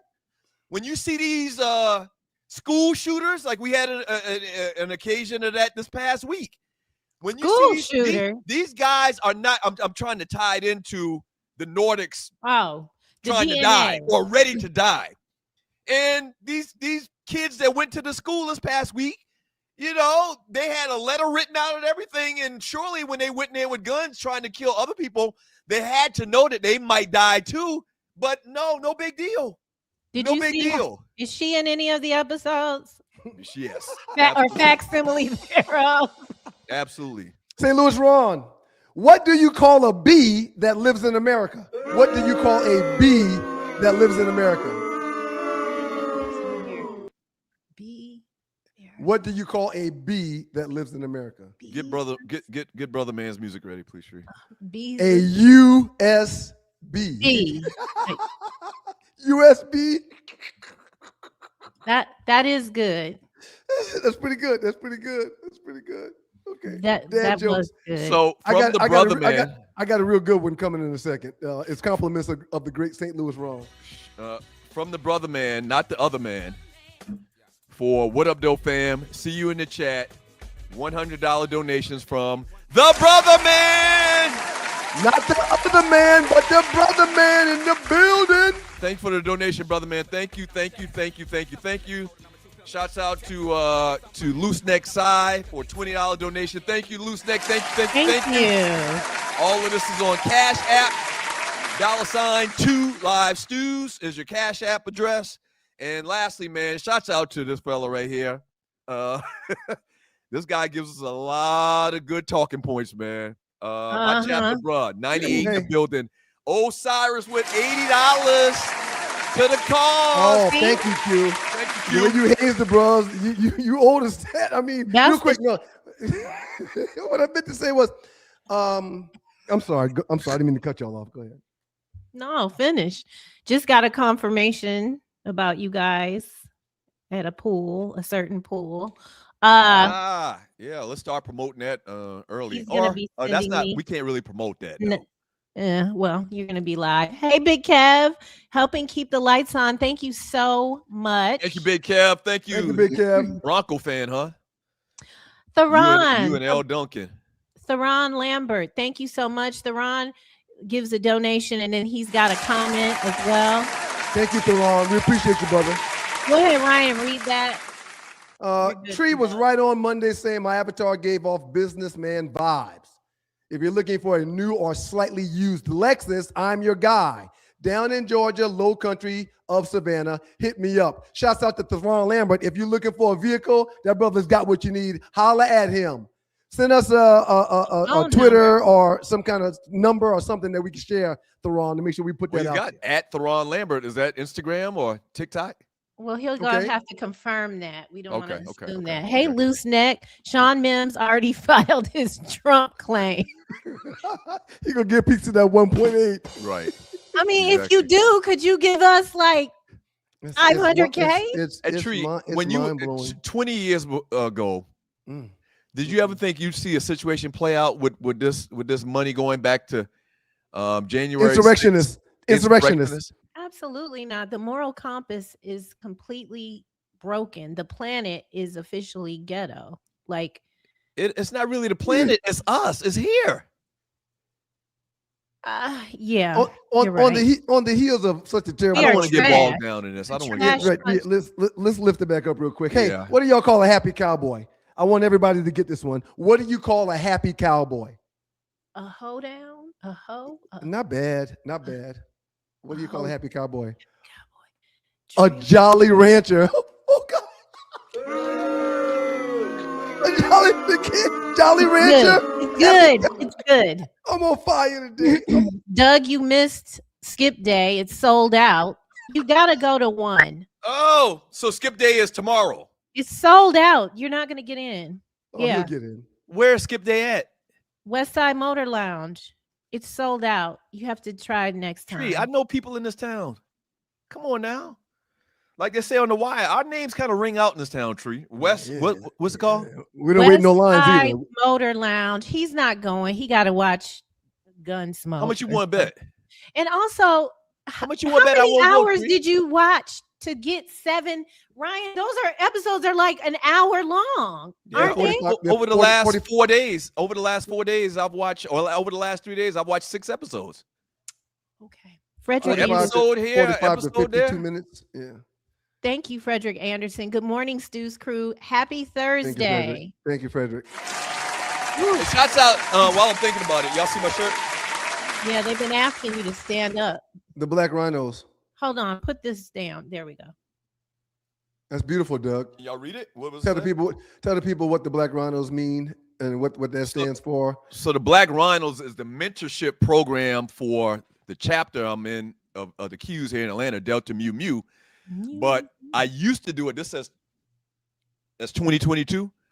I conduct a chess class for the kids in the program, and have been doing it, I think, since like 2020. It's a great game. I used to do it twice a year, but now we're doing it once a year, but we're doing it in person, live, as opposed to online. We started out doing it online all through COVID and everything. But yeah, so this is one of the shirts. We give them a shirt at the end of each session. And TAOW stands for the Art of War. You ever heard of the book by Sun Tzu, The Art of War? Yes. And that's what the name of the chess class is. So I'm putting out chess players. Read the great Jew Jam, my soon-to-be co-host on the show. Read his message, please, Doug. Quick question. He did a great job. I mean, Thank you for your donation, Jew Jams. Do you think the Cavs did not sub out Harden because Mitchell was hurt? They believe in his defense, or the coach is afraid of stardom? Sir, you can't take Harden off the floor if you need scoring. Even though Spider was having a good game and hitting shots, Harden being out there is going to allow Spider not to get double teamed. Because if he gets hot, he can go for 30, even though he wasn't hot that game. So yeah, I mean, it's 6 in one hand, half dozen in the other. Boy, we appreciate you. I am in a rock and a hard place, man. I kind of want the Knicks to win. I think that'd be cool. But I really want to come in here after the Knicks lose and just rub it in you and Jew Jams and all, and Fern from Jersey. I mean, y'all just repetitively, y'all keep losing year in and year out for the last 50 years. And I want to see that continue. But at the same time, I like Brunson, and I think it'll be a good story. So we're not doing the show Monday for Memorial Day. Maybe Jew Jam and I can get on the platform and do something. I'll holler at you, Jew Jam. I'll holler at you. I'll give you a call. Loose you did a good job. Thank you for your donation. Arlie Michelle, really a hood chick that want to come out, but OG Bobby Wilson ain't playing. Her daddy. That's her daddy. Yeah, he's a pastor. And he's one of the coolest guys you ever meet. He really is. He is. Loose neck. Thank you again. Weather reports have to be on the police scanner for Doug to see. How do you? You're a comedian, Loose neck. It's crazy, Tree. He's right down the street from that and had no idea. Hey, man, let me tell you something. He's also always on his phone. Let me go ahead. let me tell you something. I was out yesterday. I had to go over to the SWATs. I was over on the SWAT side of town around noon. I didn't see any sign of rain. It didn't or start thunderstorms or anything. Go ahead. It was later. You would have been caught up trying to get back if you had been 3 hours later. Oh, okay. No, Yeah. 3 hours. I was on the computer. And Tree, while we're here, have they come up and said why that happened? The drainage in the city of Atlanta it's not working, and I didn't notice it, but it hasn't rained here in a while for things to, recycle. Crazy. And allegedly they're not cleaning those drains. I don't know. I thought we weren't going to ask the young man these questions, Brother Fears, but he answered very presidential like. I liked his answer. So yeah, we'll see what happens. Douglas was telling me last night that while y'all were together, while y'all were laying down, it was pillow talk. What was the pillow talk? I sent him something about Country Wayne. 1.5 billion views in a month of his show. He does insane. Allegedly, Tree, he makes around 500 to 600,000 a month. And he pays the people well, but I did not know that Mrs. Stewart was a fan. Oh, huge. Of Country Wayne. Oh, huge. Every Country Wayne video that comes out, our mother's sitting there watching and laughing to herself. And she loves Country Wayne. Stay tuned. Loves him. Stay tuned to the Two Live Stews because I see videos in our future. I see skits in our future. Stay tuned. Good. Des MCM. I just wish we could figure out. I want to know how did he figure out the he's blessed. Burger King fell off when they started selling those colon cleansing Impossible burgers. The regular burgers will send you to the bathroom too. What is it? Impossible. The Impossible burger. I like the Impossible burger. It's witchcraft because it tastes different than a regular thing. It looks a little different. They all don't taste the same though. Yeah, depending on which one you go to, the Impossible burger will taste a little bit different. At the Burger Kings? Depending on which Burger King you go to, there's a taste involved to the Impossible burger. I've learned that. Interesting. Got it. What kind of phone does your mom have? I'm curious. She's got an iPhone. Like the newest one? Probably a year old or so. Okay. I'm fascinated when older people, I love it when they are technologically savvy. Earl McDowell, thank you so much for your donation. Chubb Rocks, Just the Two of Us is one of my top 5 hip hop tracks. The video included the Noops and the Qs. Rest in peace to his producer, Hitman Howie T. Yeah. What was the Chubb Rock song with the Bros exclusively though? Was it Treat 'Em Right? That's right. Treat 'Em Right. But yeah, you remember the video? The Bros name that was in the video was Hot Diggity Dog. They actually came on campus. They performed at homecoming one year when I was on the yard. Ben Edwards, what up, though? What up, Numbers lie at times. Westbrook has more total points, assists, rebounds, and triple doubles than Curry. Who's the better player, Ryan? Enjoy the weekend, everybody. Ryan, can we get a? Okay, yes. You want a joke? No problem. No problem. What up, though? I got some jokes for you. And for the record, I'm not being funny here, and I'm not playing radio. I will take Westbrook over Curry any day. Because all Curry is a shooter. He can handle the ball. Yes, he gets assists, but basketball is a big man's game, and you need to be able to score the ball, pass the ball, and rebound the ball. All things that Westbrook can do. Show the poll one more time. Yeah, all I'm saying, I think Westbrook averaging a triple-double any day. As your big brother, man, I think you got to be careful saying just any old thing willy-nilly. Yeah. Because it starts to question your credibility when you say things like your take Westbrook over Steph Curry. My question, you will take SGA over Kobe. I don't think that's good for anybody. Not only you, but just for the show in general. Don't say stuff like that when people start to question your mentals.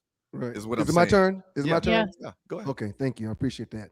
I appreciate you shutting up so I can speak. When I provide numbers and stats that back up what I'm saying, I'm fine with it. If you do the same, I'm willing to listen.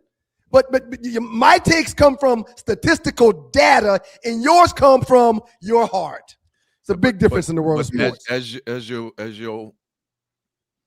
right, keep on. Tree. Go ahead. As your older brother, right. I think that's my duty to tell you that that's kind of misguided. You might want to check yourself on that. Yeah. We debate the and greats that of the numbers game all lie, the time. and that numbers lie, and Right. I'll give you example after example after example, and you Right. buck. You do some Trumpian type thing, like you ignore it, you change the question, you change the narrative in midstream, and I just think it's not a good look. So last night, the final score of the OKC game was 122 to 113. Who won?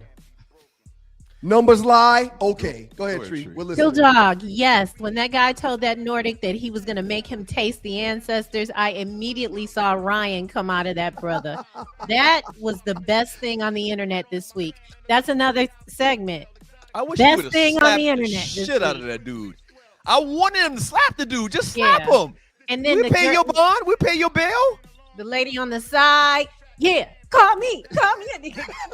She's like a person that she's got a pretty huge following. I would try to get her on here. Like Ma that little Diddy. dog on Tom and Jerry. Thank you, Ma Yeah, Diddy. Spike. Peace, Yeah, King. Spike. Thank you, Ma Diddy. Spike. Get him, Spike. Yes, that's what I don't want to call her that, but it was very much like that. Ma Diddy, thank you so much. Another great show, Doug, Ryan, Tree, and Arlie. Much love to the Stu Nation. Thank you, Ma Diddy. Have a great weekend. Y'all enjoy your Memorial Day weekend too, guys. Y'all be careful in them streets. Douglas, thank you for giving us a day off. I really appreciate it. I'm so grateful. Well, Tree, after the show, I'm gonna call you. Mischaracterizing that, Tree. I have a meeting. I have a meeting with a publisher. They want to offer me big money. Then no worries. I don't have to call you after the show. No worries. But I want to talk to you this weekend to see if you're available to possibly do something for me and Jew Jams on Monday. But it's okay. Go ahead. DJ Punch, welcome to the playground. Salute to the Stews. Been rocking with y'all since 2009. Thank you, DJ Punch. That's a new name. Thank you for finding us. Please share the gift of the Two Live Stews, DJ Punch. Please. By the way, if you follow us on Instagram, I know we don't have the people to go over there and monitor that, but now on Instagram, you can click. There's an area that says go to the website, and that is directly connected to the Two Live Stews YouTube page. Click it, and then you can get in on all this chat over here. Listen, Click I got a major announcement to make. Okay. As of last night at about 10:30 p.m., the Two Live Stews are back in possession and own twolivestews.com. Yeah! Oh, congratulations. Yes, thank you. Long story, but we lost it for the last couple of years, and somebody was holding us hostage to get it back. And we had to do some things and this and that, but we were able to get it back where it belongs, and that's with us. Breaking news. Man found dead under the flood in the sports rain. We had to do some things. Shout out to Osiris. Ryan, get your Joe Jackson on. That is in reference to me saying I allowed the kids to stop doing karate. Which, look. I've also, from Truck D, 1971. Let's talk Ryan, about keep telling us stories about his boys backing out of all the tough sports. Ryan, we have enough soft YNs as it is. Don't keep letting them take the easy way out. Address the people. I've just allowed Morgan to take a break in soccer. What y'all gonna do? And she's great. But what I've noticed in her play last year, she wasn't enjoying it like she has in the past. And if you don't? So when I gave her the option, I said, baby, do you not want to play soccer? She's like, Daddy, I know you're going to make me, so it's okay. I said, well, what if Daddy didn't make you? Would you not want to play? No. That's good parenting right there. I said, okay. But if you give that up, we're going to replace it with something else. You're not just going to be home doing nothing. We're going to find something else for you to do. It may even be more grueling. Oh, that's fine, Daddy. Okay. And then you just tap into what it is that this is. Listen, I mean, I don't like you, but when I tell her, it's time for us to go to a softball practice, or she's got a softball game, you should see her face just go, oh, we got to go? Okay, hey, guys, I'll call you guys back when I get back from softball. She's excited about it. Let's go. This is the way. Last one. Well, there's one more. Brett Favre straight up got caught. This is when y'all were having all the Viking talk. Brett Favre straight up got caught stealing from TANF funds and got 0 time. F these saltines. Now they actually are trying to float that they are the ones being discriminated against. It's like Bizarro World, man. Respect Ever since Trump has been in office, it's been Bizarro World. Going back to the first time. There was a crime on U.S. soil, and he wants to give them $1.8 billion for the crime. Yeah. And it sounds like it's got a chance of happening. Like, it's not going to happen. It's not going to happen, but it's on the table to happen, which is ridiculous. Which is offensive in itself. It's crazy that y'all even talking about, y'all taking taxpaying dollars time to talk about giving insurrectionists $1.8 billion. Last but not least, thank you, Eric Fears, for coming on to the Two Live Stews experience. Loose Neck says they're hiring bilingual strippers in Atlanta in anticipation of the World Cup. We were talking about the stripper scene in Atlanta, which is a real vibrant scene. I haven't been to a strip club, I think, in 15 years or so. And you want to do a team building and we go out to Magic? Team building, we take Tree and Ollie and we go out to Magic? Have some wings? Let me make sure my kids can't hear me. I stop by the Gold Rush on 85 South coming home every time I come to Atlanta for a beer. Just one beer. Okay. I don't frequent it. I don't frequent it, but I know the door guy. I know a couple of the bartenders. They've got great wings. I stop by for a beer and wings every time I'm coming back south. Not gonna happen. Let me say something. When are did we you get going? married? I got married in what year? It's been this December be 18 years. So 18 years ago, almost 18 years ago. I think that's the last time I've been in a strip club. I can't remember any time I've been in a strip club. For your bachelor party. Hey, and for the record, I was on the phone last time with Dwight. Called out. Doug, you were at my bachelor party 8 years ago. Microwave. Sorry. I was on the phone with the wife a couple of days ago when I was driving back from Atlanta. I was on the phone with her, and I said, "Babe, I got one more stop to make. Give me about 30 minutes, and I'll call you back." She's like, "Where you stopping? You going by to see one of your line brothers?" I said, "No, I'm pulling up at the Gold Rush."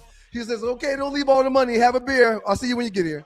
That's the kind of wife I was. Hey, don't waste all the money. You down, Tree? You down for team building, strip club, Magic? Yeah, if it actually happens. And you know what, Ryan? You know Magic personally. Ask him if we can get that secret room they got in the bottom of it. Done. I don't. I mean, wait a minute. And maybe we can be out in the open. No, it'll be better in our own room. They got a private room buried deep within the earth, like 40 feet down. When you had to go through 2 or 3 doors before you can even get in it. You want to go to the private room, Tree, trust me. Well, maybe. Well, ain't no niggas in there. I need dick. I don't do cat.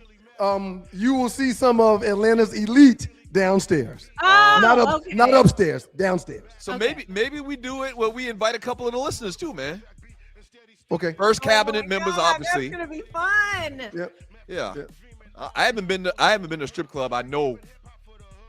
You just went to their brother's bachelor party 8 years ago, man. Stop it. Who? Never mind. All right, y'all. Happy Friday Eve. Everyone have a great Arlie is down. Look, Arlie down. Arlie responded in the car. Yeah, let's do it, Shawty. Hey, man, Tree, great job.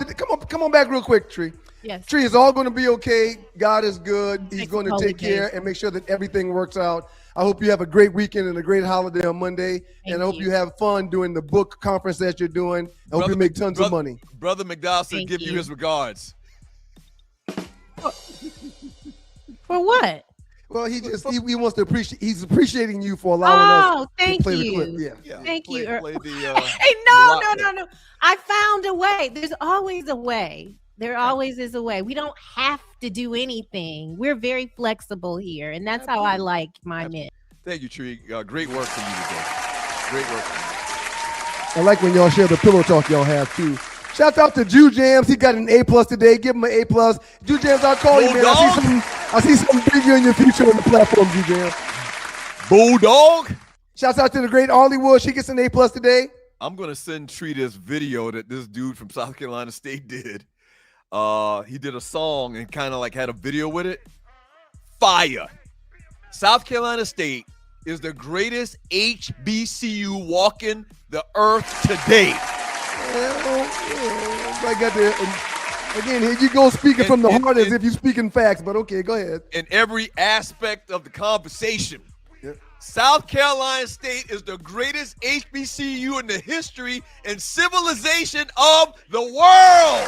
Shout out to Tree Taylor. She gets an A+ for today's performance. Thank you, Tree. We really appreciate it. Great job, Tree. Everybody in the chat room that created conversations and commentary that we ultimately talked about, that took the time to vote on today's poll. Shouts out to them. Please give them an A+ as well. And make sure y'all share, like, and subscribe to the show. Yeah. Do us that favor. Share. Shouts out to like, everybody subscribe. that spent time and gave us some super chat. Oh, we thank you more than you could ever understand. I mean, honestly, it's y'all that have shared super chats with the Stews that's allowed us to acquire twolivestews.com again. So y'all get an A+. We really appreciate y'all. Yeah, man. Look at God. We got our name back. It's y'all. And to you, Doug, A+.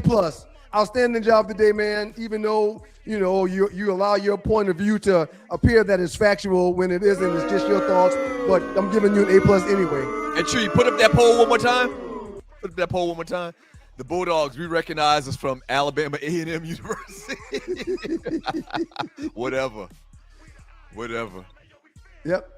That cat voted 18 times on the poll today. It's amazing how Tree allowed him to do that. That's great. Who's a better player? Kobe, 92% say yes, and SGA 8. And the 8% of people that said SGA, I'm starting to question their mental capacity. It was one person. It was one person. Bless his heart. Happy Memorial Day to all of y'all. Be careful on those streets. No drinking and driving. Make sure you come back safe on Monday for more Two Live Stews and Two Live Stews experience. Y'all make sure you're fellowshipping and praising the Lord at church. When you go to church, put up a prayer for the Two Live Stews. Don't forget to like, share, subscribe to the show. And don't forget to continue to give people the gift of the Two Live Stews and let them know that we are back. Big things popping. More news to come. We appreciate y'all more than you ever know. Rita Mae Boys got 12 years in prison. Robbing a liquor store. Old people response. Bless his heart. Bless his heart. Peace, y'all. Safe weekend. Be careful. We'll see you next week. Big things popping.